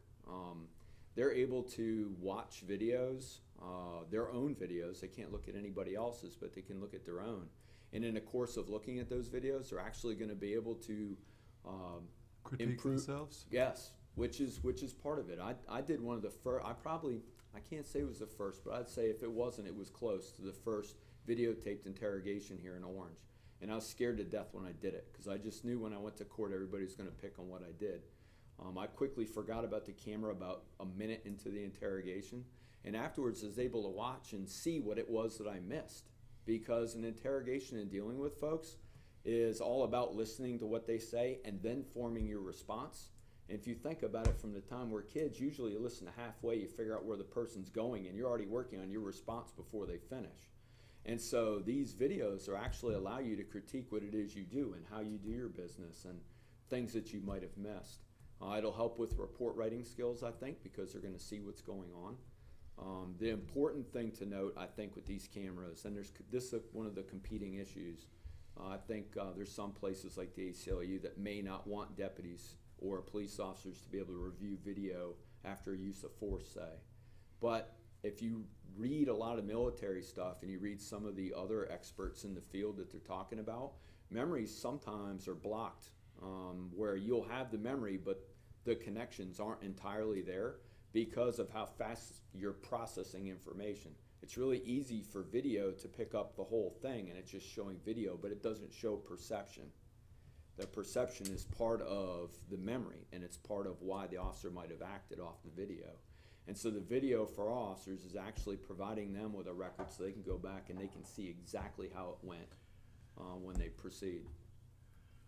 One of the areas of most I see in the press about it is the issue of disclosure. Mm-hmm. And you've just mentioned earlier that people who are involved would have access to see it. Mm-hmm. That seems to be adequate in my view. I'm not sure that some of my friends over here would agree that that it should be publicly available. But I think as long as the people who are involved have access to it from either issue. Mm-hmm. Yes, sir. I'm comfortable. I didn't see that exactly in the way I read your access and retention in your policy. But if that is the way it's going, it seems to me to be appropriate. Yeah, I don't have the policy. I think it's addressed in there, but essentially the way it works, I don't have the policy in front of me. I can look at it. I'm looking at it right now, and it's under access and retention. I don't see anything that indicates that that other people involved would have access to that, unless I'm looking at the wrong section.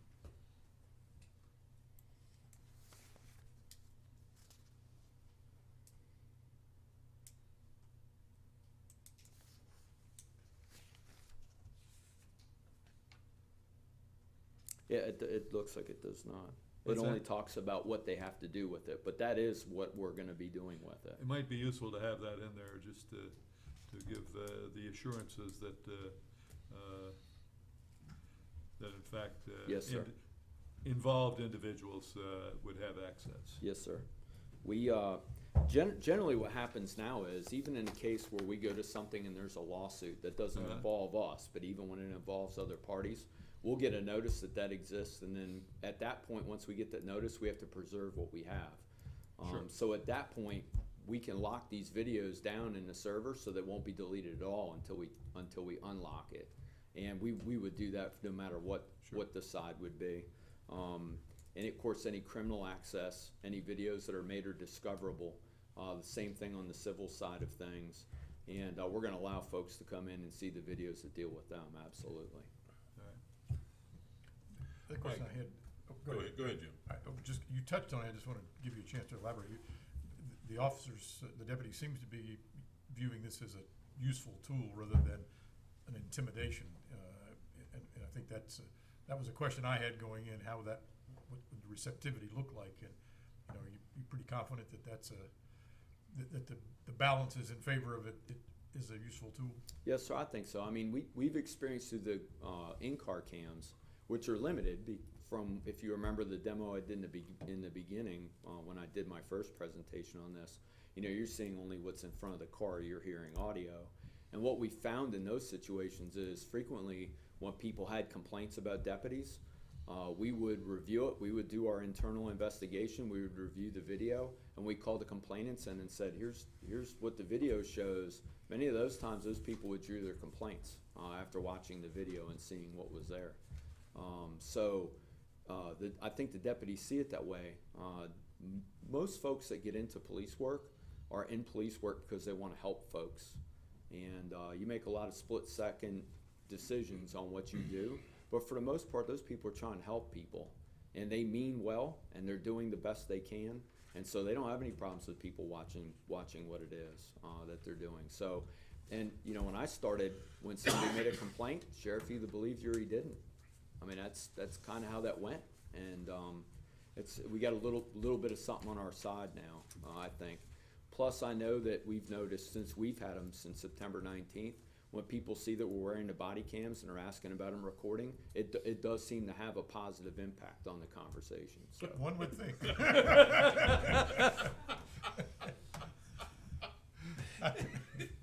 Amazing. Now they go, yes, sir. Yeah, well, it's one of those things where there are times when you go to situations and people are combative, and you're often getting there on the worst day of their lives, whether they're a defendant or a victim. You're getting there at their worst time, and so they're often they're thinking about what's going on with them. They're not considering the rest, and when they see that, I think sometimes it makes them realize that they may be acting inappropriately. Mike, two questions. Inevitably, there's going to be a situation where someone who's been arrested alleges malfeasance on the part of the deputy. What security measures are in place that will prevent someone in that situation from saying, "Well, you all altered the tape," or you all edited the tape? Yes, sir. It's a great question. So I've got of course, this is Chinese to me, but I brought it so you all could look at it. This is actually an audit log. So every time that we export a video, the video goes to a DVD or a thumb drive. And when you export the video, you have to use their player in order to play it.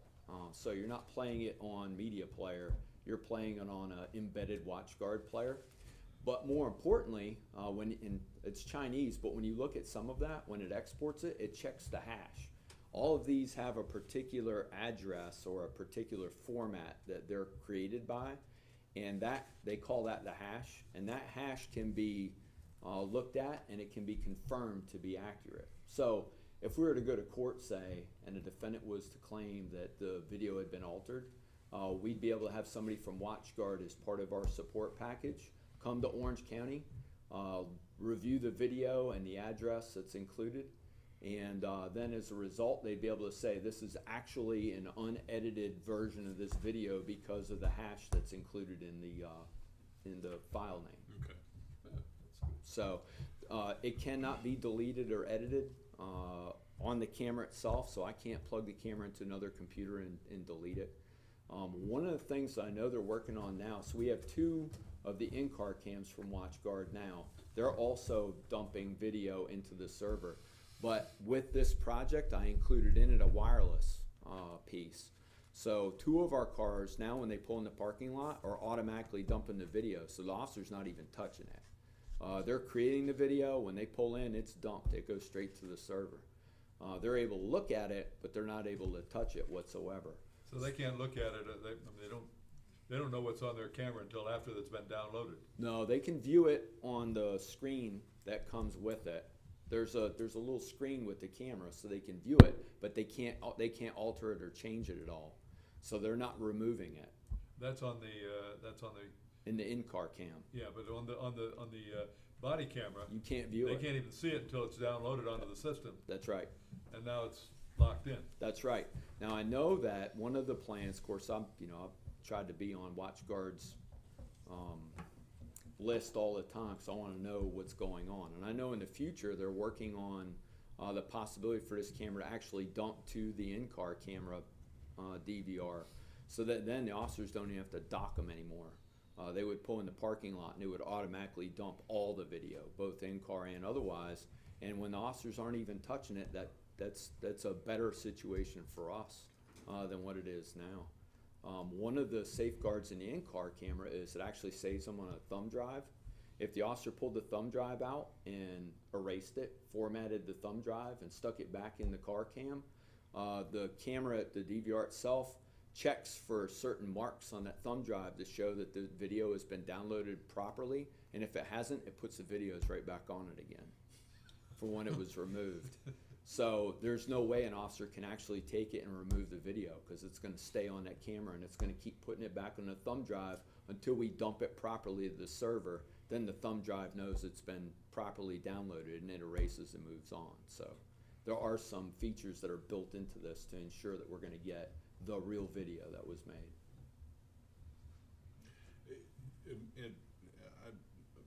This is a little bit off the subject, but you were talking about the car cameras, and of course this is obviously something that's in the news a lot. And one of the more disturbing things that I saw recently was a case where there was a stop and the officer, and you'll know which one it is, took the suspect out of camera range.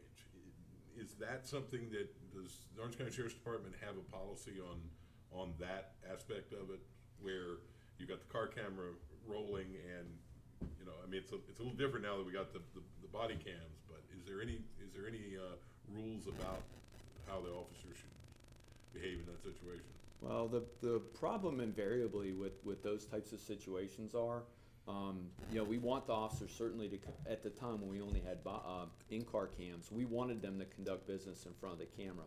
But invariably, something would pull them out of camera range. Either the person would run or buck the officer when he's trying to make the arrest and move out of camera range. There's not much you can do at that point. Yeah, I'm talking about a case where the officer said, come over here. And that officer was turning off the audio as well.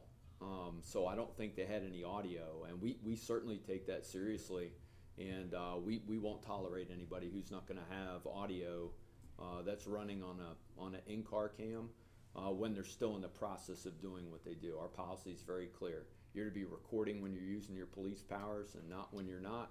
And if you're in violation of the policy, we're going to take exception to it. So.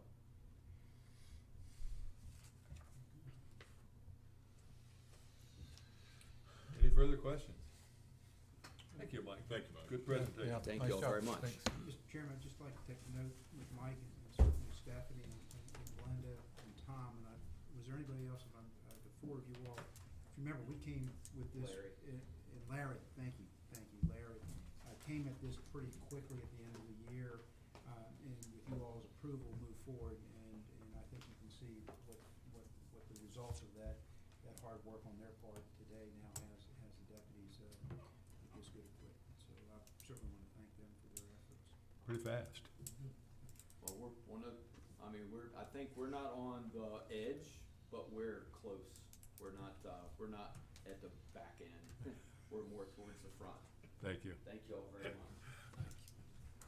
All right. Next item is Finance Quarterly Report. Bradley. Chairman, while Glenda comes up and passes that out, I know we're gonna be getting up here on 6. I think Stephanie, the ambulances are the only item you have, right? So if, before we break for dinner, we could take care of the ambulances for her. So that means Linda's only got about 3 minutes. No, she can take it. No, Glenda can take as much time as she wants. She has good news. It depends on what kind of news she No, she has good news. There's good news. She's- More money than we thought. She found that extra million. She's spreading mirth today. So. Yes. We did, I think, have a very good year, in really all ways compared to the previous year and also compared to our budget.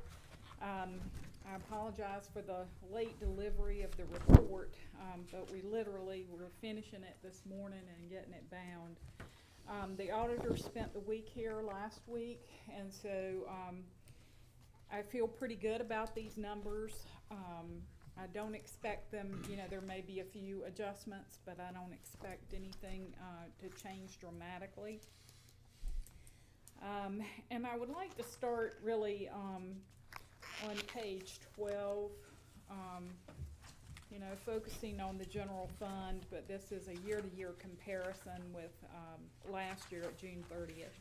And you can see the impact of the 8-cent tax increase that we had in real estate.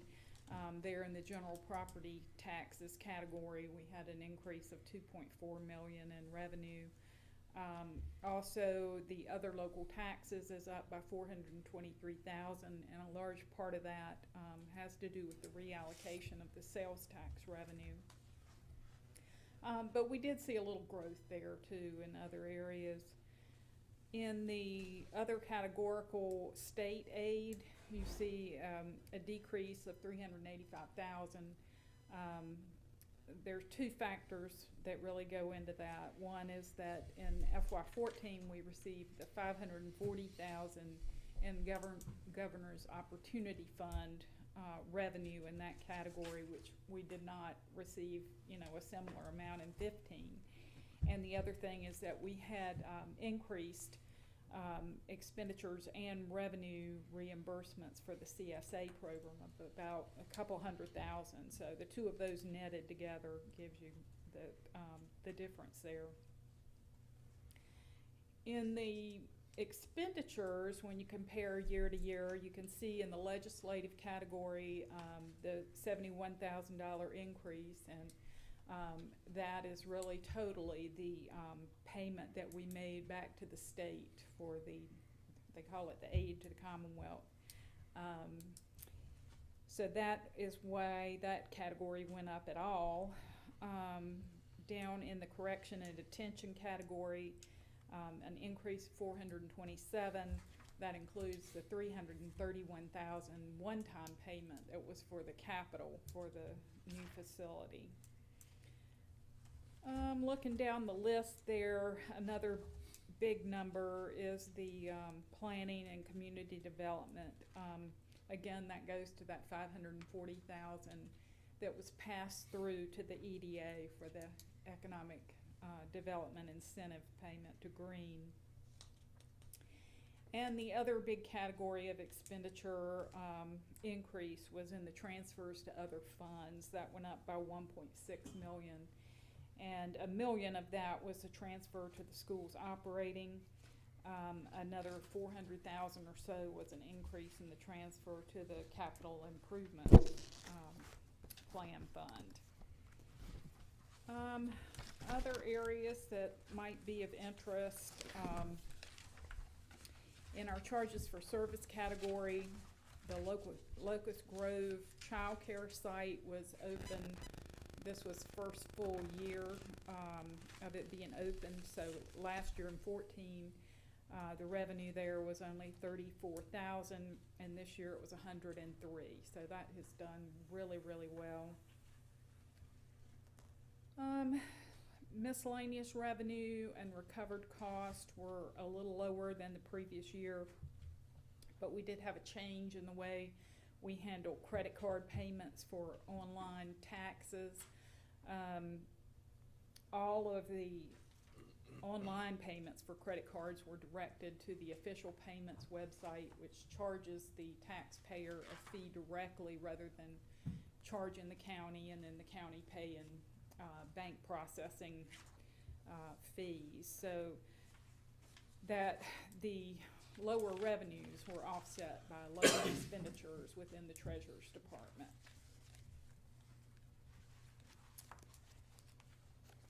There at the, on page 3, at the end of the section on revenues, I talk about fund balance just a little bit. We had some fund balance that was appropriated in this budget, mainly from carry forwards. But if you take out the savings that was appropriated, revenue collections came in at 99.6% of the revenue estimates overall. And it looks like, and you can see this also on page 12, that our revenues were greater than expenditures by 2.2 million. So that would be an addition to fund balance for fiscal 15. But I do want to make a point of saying, keep in mind that we have appropriated 1.5 in fiscal 16, and that money, as you remember, was from what we call the bump for the tax increases, the tax revenue that was collected a year ago, basically in 14. That revenue is going, per the board's policy, to the capital improvement plan fund this year. For one-time expenditures. Right, for one-time expenditures. In addition to that, we are expecting the schools to come forward with a carry forward request. And you've already approved some carry forward request on the county side. So that's another 2.3 million in fund balance that has been appropriated in the FY16 budget. But still, we had, I think we did really well for the year, and I've done a few calculations on where that might put us as far as fund balance. It looks like for 15, that would push us to 26% in accordance with our policy, where we were 23 last year. Then if I compare it to the FY16 adopted budget, because those numbers are bigger than the 15 actuals, pushes it back down a little bit, but to 24%. But I think, overall that looks really good. When you're looking through this report, if you look at the proprietary funds, depreciation had been posted at this time, so you'll see some negative budget to actual, but since that's not a cash expenditure, we don't budget for depreciation, but it's about 400,000 in each fund. Cash balances were up substantially. You'll see they were the highest that they've been for the last 5 years. And of course, a lot of that has to do with, again, just the tax increase and getting that much more revenue flowing through. The Juvenile Detention Center, those numbers are in the back here as usual, and the true-up was not as bad as we had feared around the middle of the year. It ended up being $40,000, and we were able to get that bill paid, and that's reflected in the 15 numbers. The other items of interest might be the health insurance fund. Just gonna ask you about how you feel about that. Right. I feel pretty good about it. On page 5 of the memo, you'll see that last year, you know, we ended with reserves of 833,000. And this year, at June 30th, we have reserves of 922.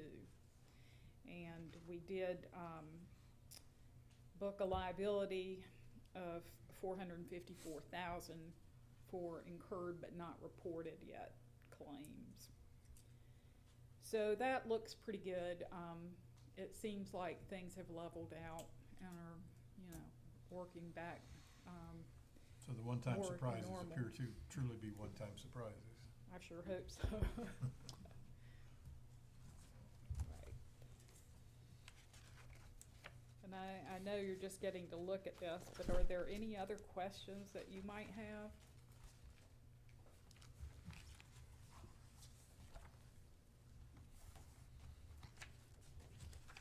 Anything you might No, I think of that I should Glenda, cover? Certainly, commend Glenda and her folks for putting this together. Putting this quarterly report together with the auditors in the same, you know, building at the same time was a feat. But, I'm sorry for the lateness. What I would suggest is we can, if you all have individual questions, certainly communicate those to Glenda, directly if be appropriate. If there's a sense of the board, we can bring this back again at the next meeting if you want, or just you all take it under advisement. Just take it under Any advisement. further questions? Thank you, Glenda. I think the state of our fiscal health is certainly tracking to the board's expectations and policies. Right, and the auditors will be here in December to give you the full report, and they'll also be covering a lot of these same numbers. Good. Thank you. Hopefully they'll be the same. I hope so. That'd be nice. All right.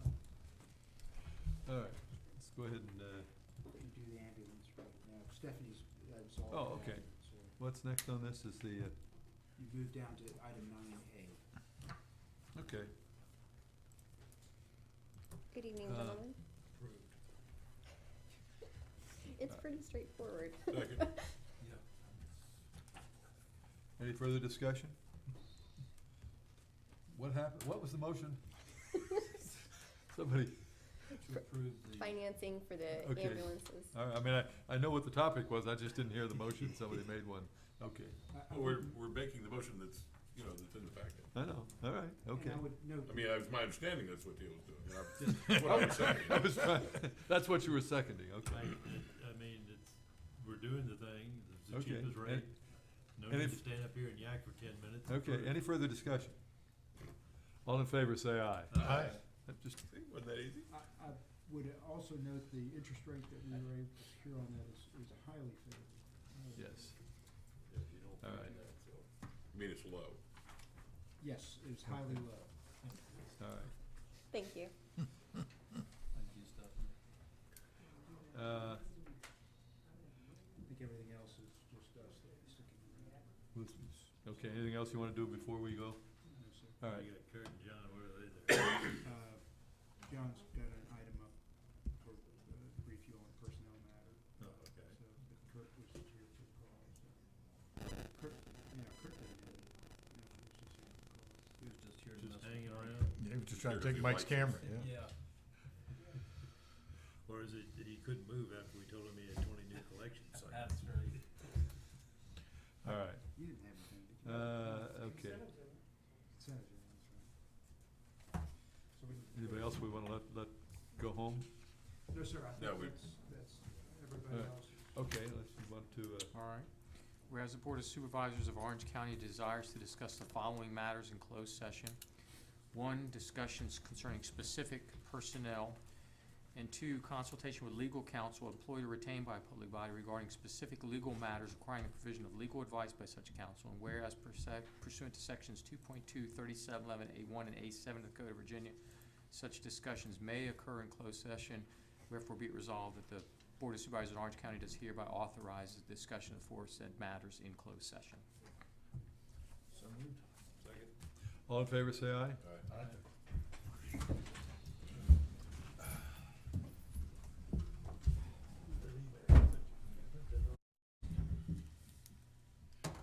All right, ready to go? Yes, sir. Members of the board or to the best of your knowledge, were the only matters discussed in the closed meeting, public business matters lawfully exempted from open meeting requirements, and only such public business matters as were identified in the motion by which the closed meeting was convened were heard, discussed, or considered in the closed meeting. Mr. Frame, Aye. Mr. Johnson, Aye. Mr. Crozier, Aye. Mr. Goodwin, Aye. and Mr. White. Aye. Okay. Next item of business is the public hearing on the reconfiguration of the Orange County Social Services Board. Okay. Yes, sir. Mr. Chairman, we've advertised for night, a public hearing to receive, comments, on, the change of the current configuration, Social Services Board from an administrative board to an advisory board. The ordinance, the resolution adopting that has been prepared by the county attorney, and everything's in order for your public hearing tonight. And action if you prepare to do so. Okay. Do you have any input from Social Service Department or the board? Suggest, why don't you open the public hearing? I think, Oh, they're signed up for public? Mhm. Okay, all right. All right. Any other comments then? Let's open the public hearing. Have people signed up? Yes, sir, Mr. Chairman, we currently have one speaker, Ms. Donalda Lovelace, 1013 Eastover Parkway.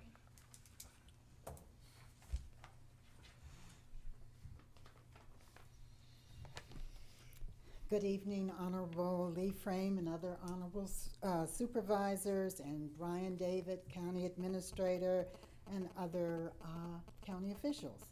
I'm Donalda Lovelace. I'm on the board of the Department of Social Services, appointed by Chairman Frame. It has been an honor to serve Orange County in this capacity. During my tenure, I've been extremely proud of our board. You selected wisely. The board represents a broad professional spectrum. We are always mindful that we are stewards of the public trust.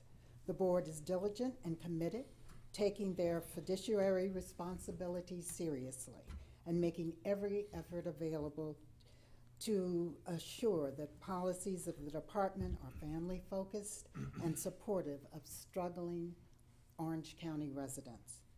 This last year has been extremely challenging and illuminating.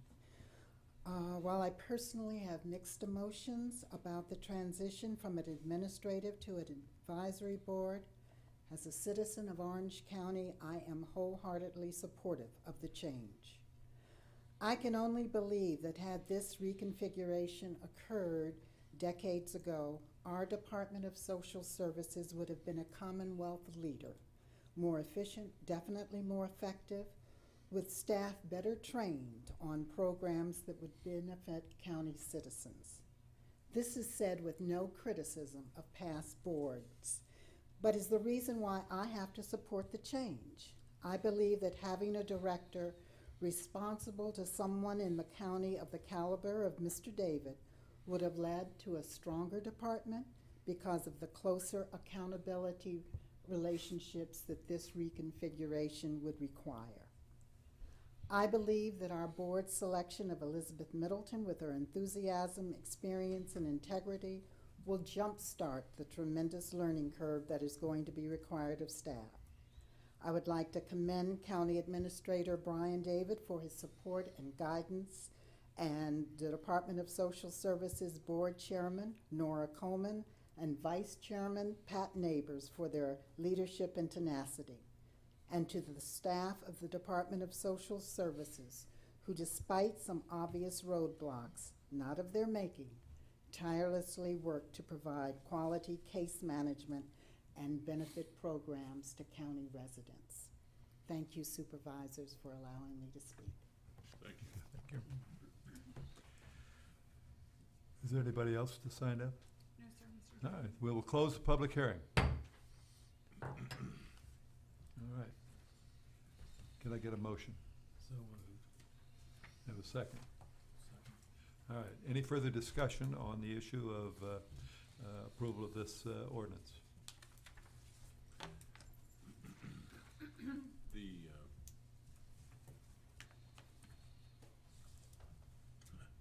Thought occurs that there are people out there watching who may not know what we're doing, and we tend to so move and vote so issues, and Okay. after discussion, it's obvious what we're doing, but in this case, I think an explanation would probably be in order, and if Mr. David or Mr. Chairman Frame, somebody could address that. I'll take it, and then certainly, Mr. Frame, as you all know, is liaison to the Social Services Board recently. What came as we went through a transition from Mr. Lingo with his retirement effective in July, and then with Ms. Middleton's coming on board, were a number of things that Ms. Middleton brought from her experience over in the Valley, where she worked with an advisory board there, and then she reported to, there was 3 communities, it was the City of Waynesboro, City of Stanton, and Augusta County, and was used to working with the chief appointed official, which is my counterparts over there. And one of the things that I had been working with Mr. Lingo over my tenure here for a year and a half was how we might be able to better integrate social services into a lot of our county, I don't want to diminish it, but they're very important, our financial management, our human resources, our capital fixed assets such as vehicles and things. And I had some conversations with the Social Services Board to that effect, and they were very receptive, as well as Mr. Lingo, thinking this would be a good time to transition. And so as Bob was exiting and Elizabeth arriving, it became readily apparent that perhaps the structure did not give my ability to kind of work on the administrative side directly with Ms. Middleton. In fact, we would have to go through this kind of process where the Social Services Board would have to approve things that you normally entrust me to make on a day-to-day basis. They would have to approve, I guess, based on my recommendation. And I think it became really kind of unworkable and unwieldy, and I think achieving what we should all be doing for the taxpayers is being efficient with their resources. Understanding that social service is one of those functions of county government that is absolutely mission-driven, and that this is an idea of trying to have the employees of social services doing everything to serve the population that they serve. And so I guess at the end of the day, in a long-winded way, we saw this as really a more appropriate structure. That the Social Services Board as advocates for social services does not diminish.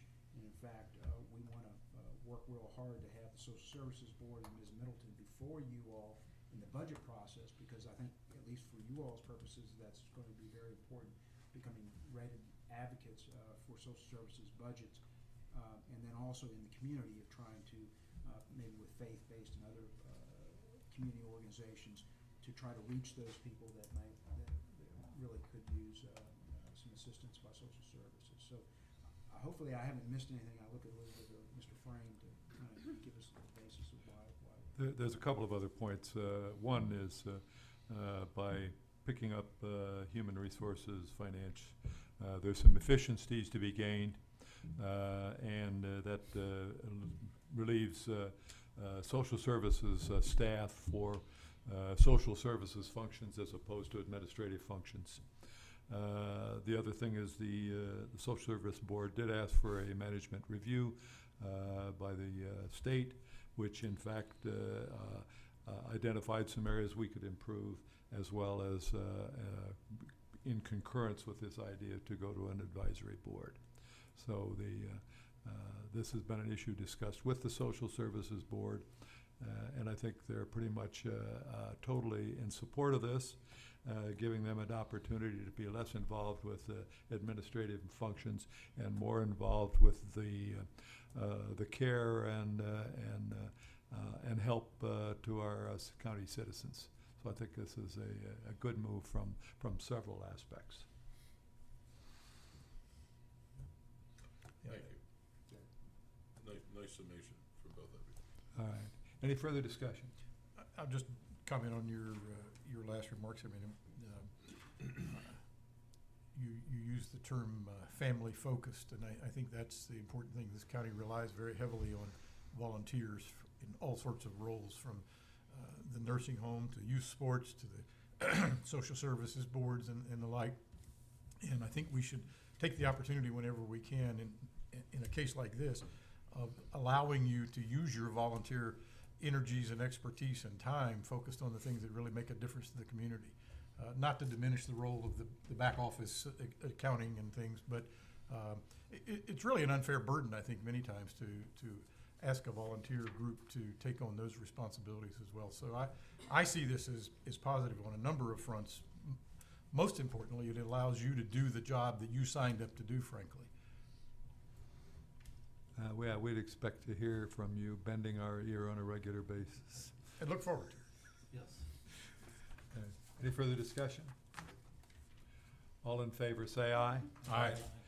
Motion carries unanimously. Thank you. Thank you all. All right, let's return back to our agenda. I think, where were we at the last one? We were, County Attorney's Report. It's me. Mr. Chairman, what you have before you, as you know, you have piecemeal recommended the various BOE appointees. What I did is I put together a resolution that puts it all together in one place, and the one thing that we didn't do is set a compensation level. In talking with the county administrator, 4 years ago we paid $18 an hour. We felt like an adjustment was probably in order, so our recommendation in this resolution is $20 an hour for the time that they spend.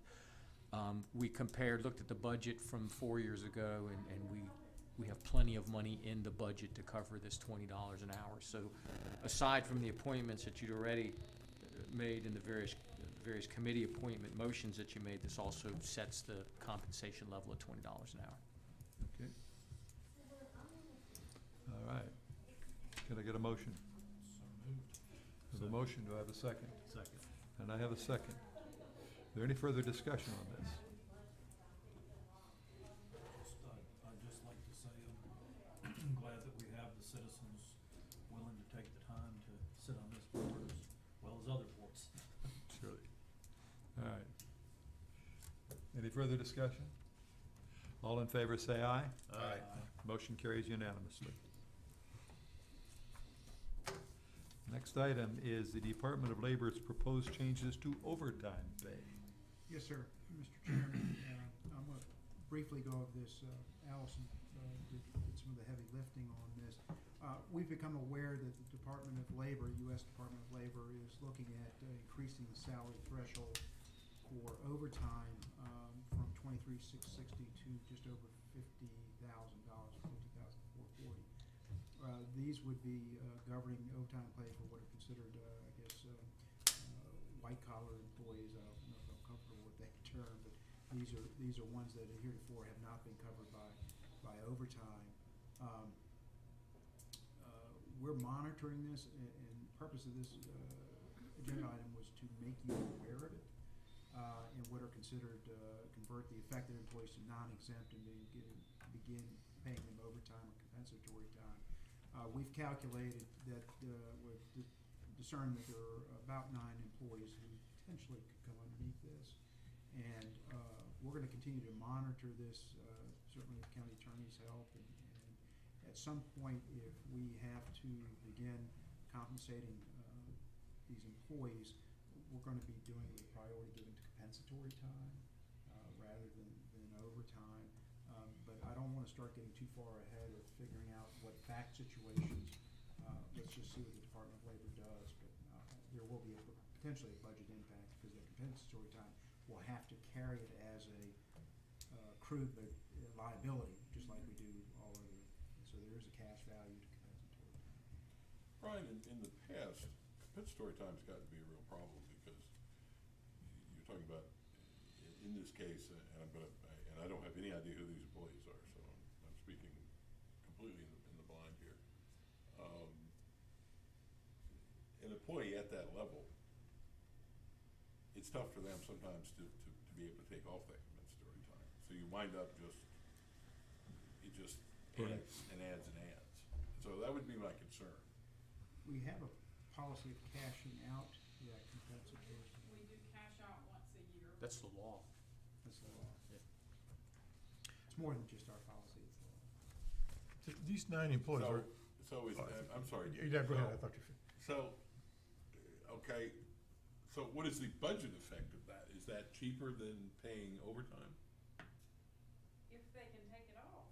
No, I don't You know, mean, it is, if you but- end up having to cash it out. Right. I mean, it's only cheaper than overtime if they can actually take it off within the year. So if the county has to buy it or whatever, we have to do it at the time and a half. Okay. Cause it's a time and a half also. Compensatory is at the same rate, yeah. Do we know at this point how likely it is that any or all of these 9 employees work overtime, or we need them to work overtime? I don't I'm know just about looking for a whether or general. not in talk or I about think, the- you know, there are some on there that definitely do work overtime. And then there are others that probably rarely do. So, I haven't looked at the list today, but it might be half and half. So a case-by-case basis is absolutely the way to look at it then.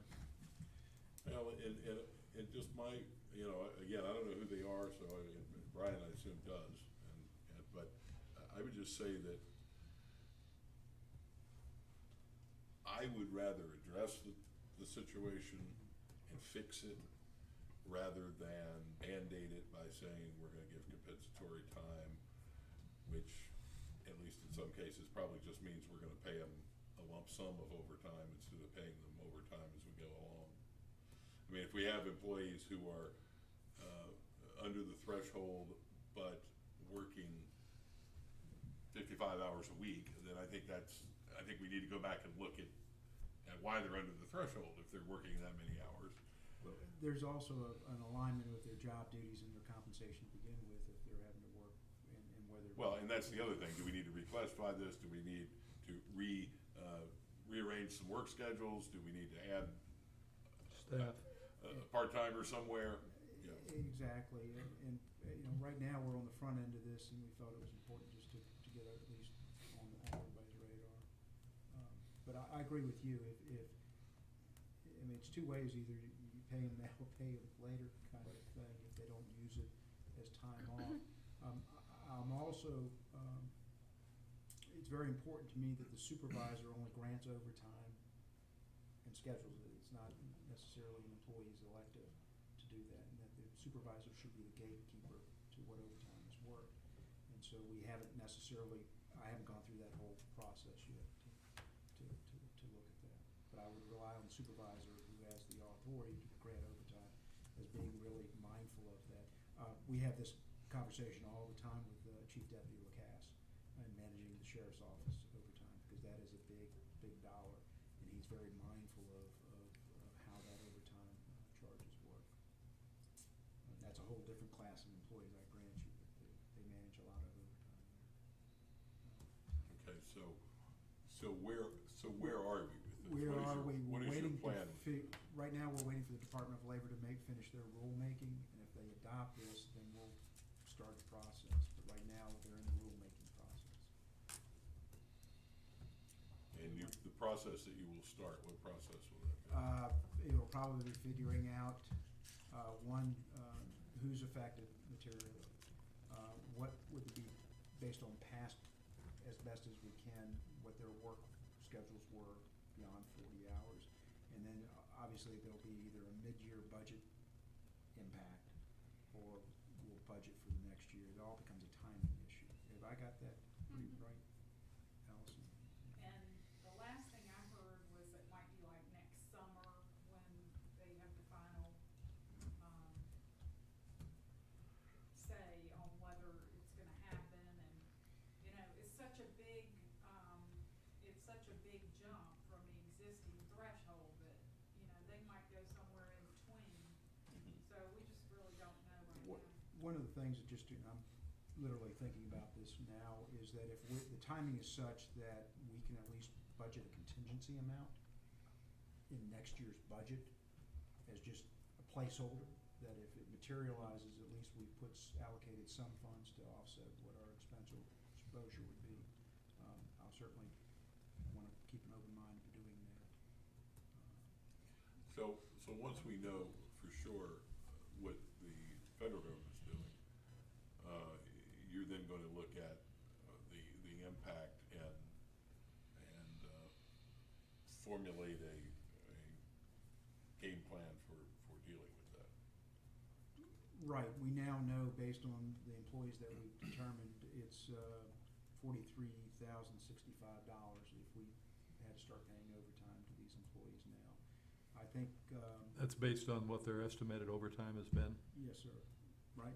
No, That's- nope. that is the dollar amount that it would take at the existing salary of those get them 9 to employees move to them. get them over the threshold and avoid Oh. overtime or I mis- I compensatory see, time. okay. I misspoke. No, I don't know if that's gonna be our choice to start doing the salary increases just to get avoid, or to. That was just, give us an idea of where that Yes, came. and that's kind of where the case-by-case basis came in, is if there's a $10,000 gap, just for example, between the threshold and an employee's salary, is it, what is the cost benefit? And that's kind of where the analysis Okay. of, I think, hours and overtime would come in. I'm surprised it's only 9 people going from 23 to 50. And Well, they I'm have to hoping, meet the 2 criteria, they have to be under the threshold and exempt from, overtime currently. Here's, Ms. Johnson, here's probably what I would do, certainly with the able help of everybody else involved, is figure out those 9 employees, what their work schedules are, how often, what's the frequency, why do they work overtime? Is it a capacity issue? Do we need to bring on a part-time employee to get their hours down versus paying them overtime? Does it make more sense? Where there's compensatory time, so that we would start putting numbers to all of this. And if we can reduce somebody's overtime by bringing in additional part-time or reclassifying others to take some of that work, that may be an option. Well, the other thing is whether that overtime is a continuous thing or it's a spike at one time of the year. Seasonal, which is- seasonal kind of thing too. well, but we don't even know that any one of these 9 work any overtime at this point. As Glenda said, there probably some of them do, but Okay. Any further questions on this? So we don't have a solution, we see a problem coming, so I guess that's. hopefully this will be in the courts for the next 10 or 12 years. I know that this national business groups are corporate are pursuing this because they're. Well, whatever will happen will probably happen next summer. We'll keep monitoring it. I think my comments, Brian, quite frankly, were brought about by the final line here, which is, if this change is approved, staff suggests analyzing each of the affected employees on a case-by-case basis in an effort to determine what would be the most appropriate action with priority given to the compensatory time approach. I don't like that with priority given. I'd rather have a period there. We're gonna do a case-by-case, and because until we do a case-by-case, how do we know what the priority should be? I think that's really where my questions came from, is the last several words on that last And sentence. that last part was added by me, because it was, I'll fess up to it. And the reason why is that compensatory time, if it's able to be taken, has not a cash, if it's able to be taken. I'm trying to avoid the cash component. Yeah, and if you got somebody who's got a special project that put him overtime, and it's easy to give them compensatory. But if this guy is working 5 hours a week, every week, Yeah. obviously that's not the guy that you want to use comp time for. All right. Any further on this? Observation taken. All right. Next item is the Board of Supervisors legislative priorities. Yes, sir. Mr. Chairman, members of the board, we've been working on this last several meetings. I think we've captured your discussions and input to date. As you know, Mr. Eldon James was here last week. We included the water supply planning, water supply and resources section. I've also added another one after talking with our director of the Office on Youth concerning CSA, which is now the Children's Services Act, which formerly was known as the Comprehensive Services Act. I'm going to try to repeat this as best as I understand it, but there's more money that would be required from local governments through local match with children that are placed in residential or psychiatric treatment for non-educational reasons. The State Association of Comprehensive Service Act, managers, has made this their top priority, and she felt it was important enough to bring to you all, and I do too, at least getting it on this board's legislative priorities, so that when we communicate to our General Assembly members, they're informed. that's all I had as far as amendments to this. On our next item is the opt-out provision. Wouldn't it be useful, I mean, we would do a resolution on the opt-out, but wouldn't it be useful to include that in our legislative priorities as well?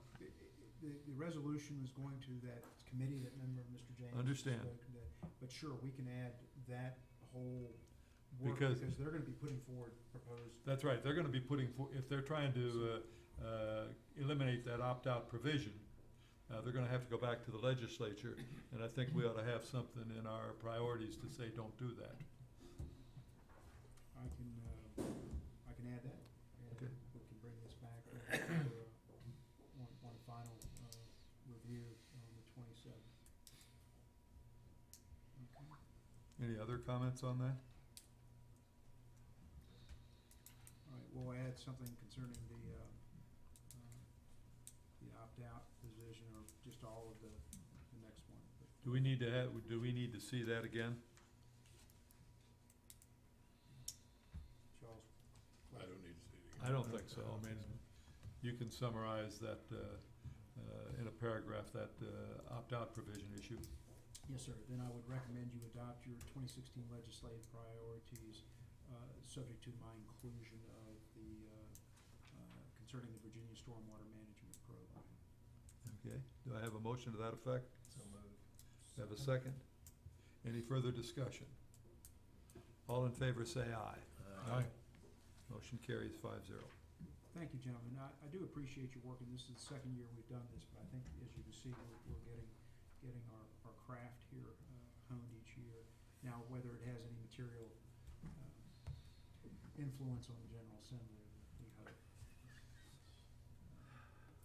All right, Mr. Chairman, next item I had is this opt-out. As you see, Middlesex County Board and County Administrator have taken the lead around the state of adopting this opt-out provision, which this committee is talking about doing away with, meaning this local government, we would not rely on the Department of Environmental Quality to administer our Virginia Storm Management Program.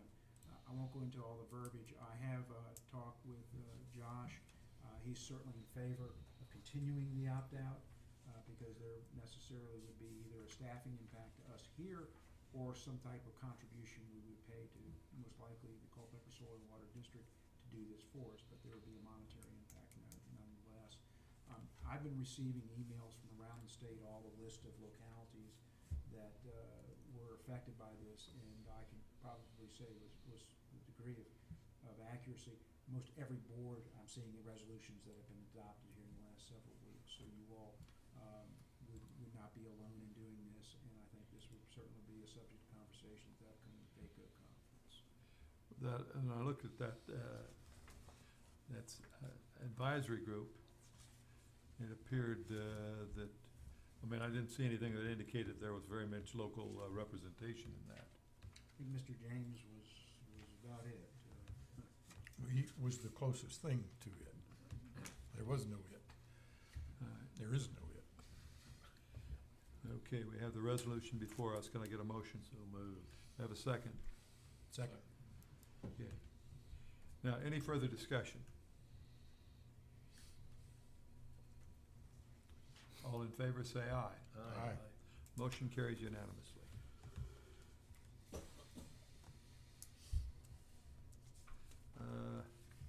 Next item, ratify essential and non-essential employee designations. Glenda or Allison, what we're doing is basically you all taking act to ratify the status quo of what are considered essential and non-essential employees. It wasn't really clear to us who was declared essential and non-essential now aligned with the way it once was when Springstead first did their study. So, I'm looking at Allison. That's right. There were some changes to the active position classification that needed to be made since Springstead's last analysis when our list was first compiled. And so what we're asking the board to do is, ahead of any type of inclement weather or emergencies, to ratify the essential and non-essential designations for all employees, so that they know how they will be compensated going forward. Specifically, there were some changes made to positions, but what we've presented to you is in line with current practice. So there won't be any effective changes for the way that people are being paid. We've aligned it with exactly what we're currently doing, but it's just a kind of a blanket action for the board to ratify it so we can redistribute this list updated for FY16 to all active employees. I saw what looked like 4 people declared as essential that I had a question about. Okay. In grade 4, the sanitation collection driver. In grade 17, the buildings and grounds supervisor and the landfill supervisor, and then the public works director. And I just wondered what the rationale behind those were. You live in Lake of the Woods? I do. And you have the trash compactor? Yeah. But in fact, none of the compactor people are listed Well, as essential. Building and grounds, I mean, they oversee removal of snow and that sort of thing. Okay, all right, that's fine. Yeah. And the public works administrator would tell him Yeah, I what know, to do. he's gotta, if I got some of his people there, he's gotta be there. But what about the sanitation collection driver, if the sanitation, if the They still have, collections, they still gotta pick everything up from the sites and get them to the landfill. Usually they have a prior day. so that it doesn't sit at the collection site? Exactly, so that the next day that it's open, they're not overloaded. Okay, got it, I'll go with that, Well, and I'll go with that. administrative leave could be invoked for something other than inclement weather. So in the event of a natural disaster where they were doing building or site cleanup, we might not have administrative leave where employees are, excused from work because of weather, but we might need to have the sanitation drivers or the collection site or landfill employees working for that Jim gave me a reason. good explanation, I'm okay with it. I just wasn't sure why the collection driver, but if you are closed for a day, the next day is gonna be a massive onslaught, so maybe we better make sure everything's empty. All right, that's fine. Brian, we've never done this before. You did it when Springstead was, when they first had done their study, this When was that? 2006. I think. Okay, so I just wanna make sure we're talking about years ago rather Yeah. than recently. Yeah. Because Springstead does studies for us fairly frequently. But we're talking about the original Yeah. time that was done. This is, I don't wanna minimize what we're doing, but this is really kind of a housekeeping thing to align what our current personnel complement looks like with regard to these positions. Since Springstead did that in 2006, there have been positions, that have Right. been added and, others reclassified and all that kind of thing. So it's more a matter of just bringing the list up to date with the positions that we actually have now. Any further? Can I get a motion? So moved. Do I have a second? Second. Any further discussion? None? All in favor say aye. Aye. Motion carries unanimously. Thank you, Chairman. Okay. Any old business? Any board comment? Yes.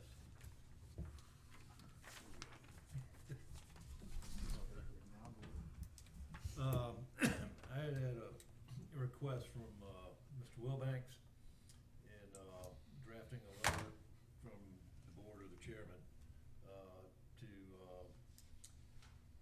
actually writing a letter to Mr. Farrell, having reviewed PGM minutes and seeing where instructions are included for an alternative route, ask him to remove the alternative east route from the application.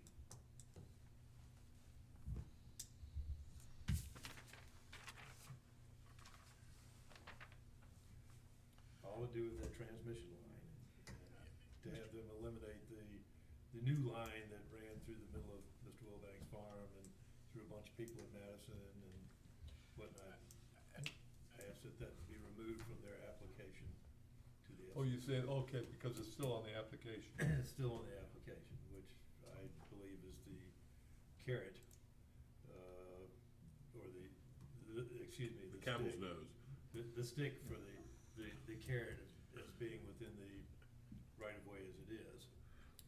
And if I may add a comment to your comment, at the session at the high school last week or week before last, whenever it was, I learned something that I wasn't aware of, that this plan to stay within the existing right-of-way is not a plan to stay within the existing right-of-way, because in many places, if not most, the right-of-way is only 70 feet wide.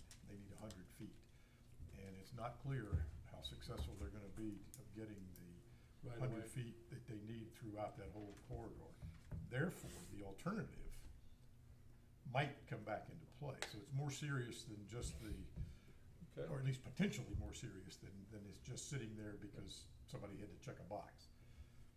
So And in fact, they're not required to have that second by the FCC, of SCC.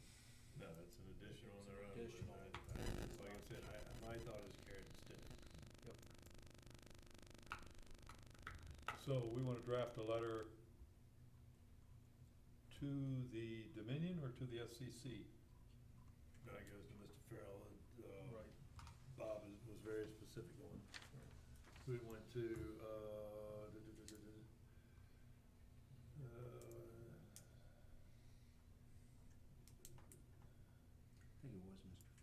yes, Mr. Farrell, and I think he is actually, he's at the SCC, Mr. Farrell, he's the head of Dominion or Power. the head of Dominion, okay. And we certainly can copy the state corporation commissioners and staff, so.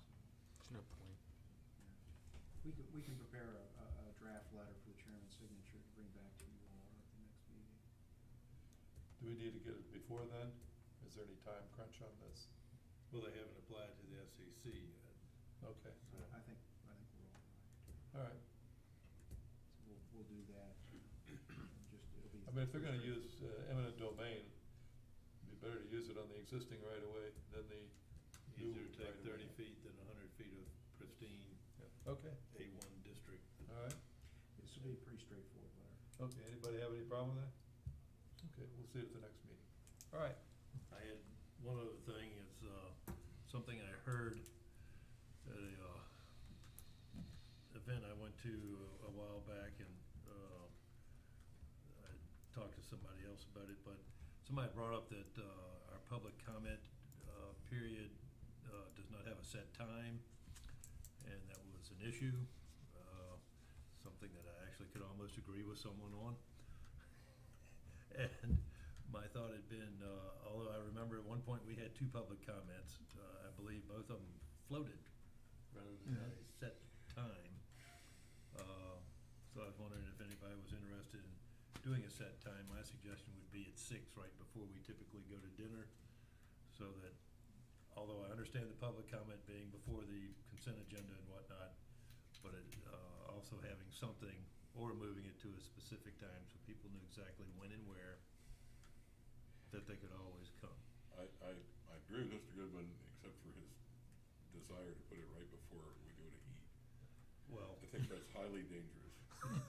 well, Again, on times when you might have a group, we could be here for 45 minutes. this is true, that the only We issue I did had it is at one if we. time, we used to do the, hate to be the grouchy old man, but we used to do the public hearings at 7:30. And so we did the public comment at 7. So when we came back after dinner, the first thing we did was public comment. Well, my only thought on that is if we don't have a public hearing, then we might not necessarily come back. We have had meetings where we've come in at 5 and left before 6. Mm-hmm. I don't foresee that coming shortly with budget, but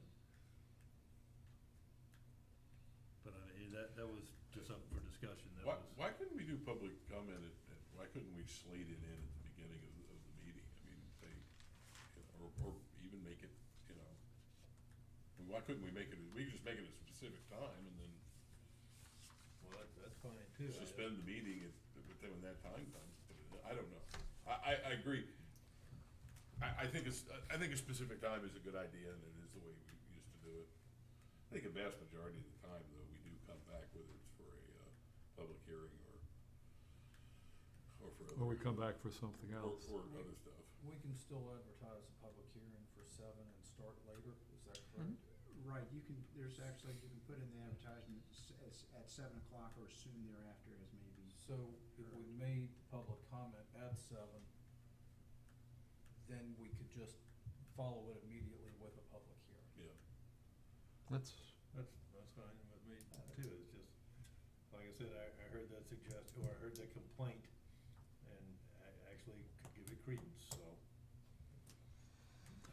Well, I've actually, even before this complainant complained, I've liked the way we used to do it, where there was a set time, better than this kind of floater.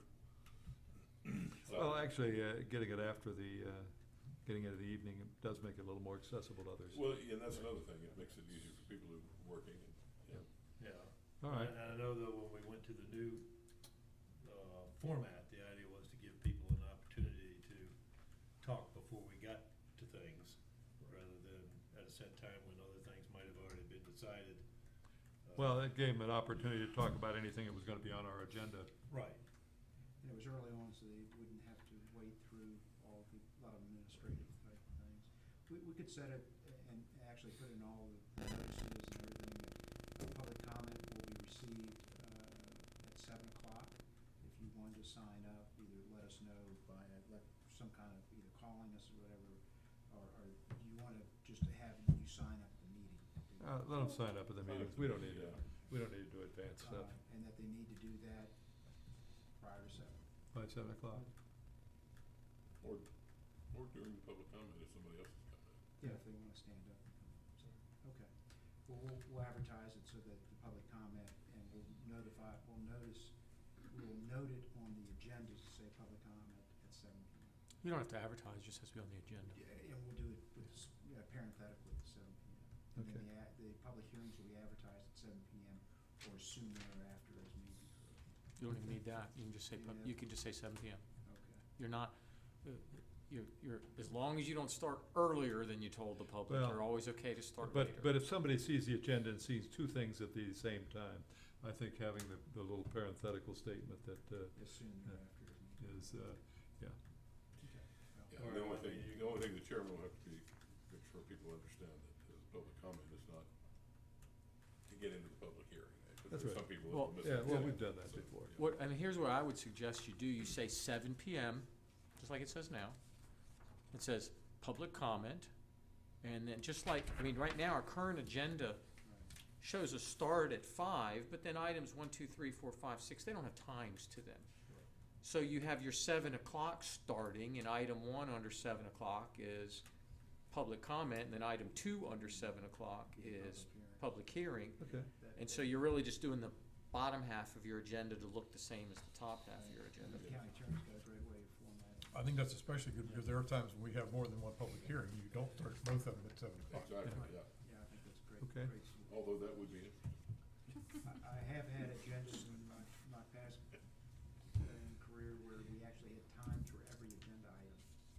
Not a good No, idea. we don't do that. That created All right. challenges. Anybody else have a board comment? Somebody might bring up coffee and I would just shoot the whole thing. That's right. I do have one. I got a 20 minutes on memo the side. from Steve Nixon, who is the chairman of the Region 7 VACO, it's the Region 7 Regional Caucus for VACO. And Steve Nixon is asking, he's been the chairman of that for the last couple of years or last year, and asked for support and appointment for the upcoming 2-year term ending in December 31st, 2017. He would also suggest we elect a board member and an alternate. John Thomas from Stafford is our other Region 7 representative. He's expressed an interest in being appointed to the VACO Executive Committee. If he is appointed, that will leave an opening. The alternate could then fill that opening and would prevent us from having to schedule another meeting. I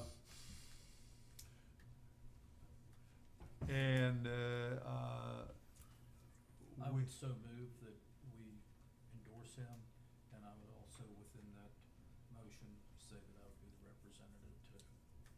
You wanna go there at 4:30? Okay, that's fine. And if, okay, do you have any particular, would be an alternate to John Thomas as the, I would endorse him as well. understand, but if he decides to become go to the VACO, Yes, I would suggest Stephanie Corinne from Louisa County. all right? Anything else on that? Okay, good. Let's move on to the informational items.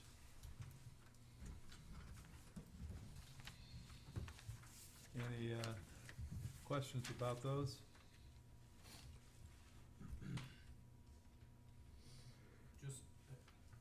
Just curious, VDOT is saying that they're going to be paving on Route 20 for almost 30 days in about a 2-mile section. Just seemed. That's pretty quick. Well, yes, it actually is, but, yeah, it's about I think isn't about a 2-mile section, Allison. I thought it was further than that. Well, between the two signs, it's not real far. It's, Because realistically, 2 miles is 4 days at the most. right, well, and that was, They're bringing you up by wheelbarrow. no doubt in my mind. Shortage of gravel. Yeah, it's, I was just curious about that. It just seemed very odd that they would have their 2 signboards mile. Paving machine and the dump truck are being driven by the same person. But it just seemed rather odd to me that they were gonna take 30 days to do that one section. Was there any bridge, or I don't remember there being any. No, it's a straightaway between, Unionville and Rhodesville. Or is that? All right. Or is that the center lane for? Between Unionville and No. Rhodesville. Nope. It's not even 2 miles from Unionville. to That's what I'm Rhodesville. saying. No, it's not for that. It's past that Yeah, that's what construction area. Yeah, I thought, that's what I remember seeing it, but I don't know. Yeah, I was just curious.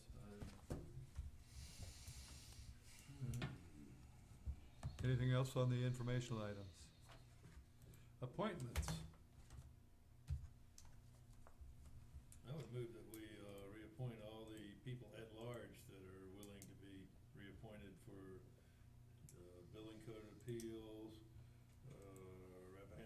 Rappahannock Community Service Board, and the Tourism Advisory Committee.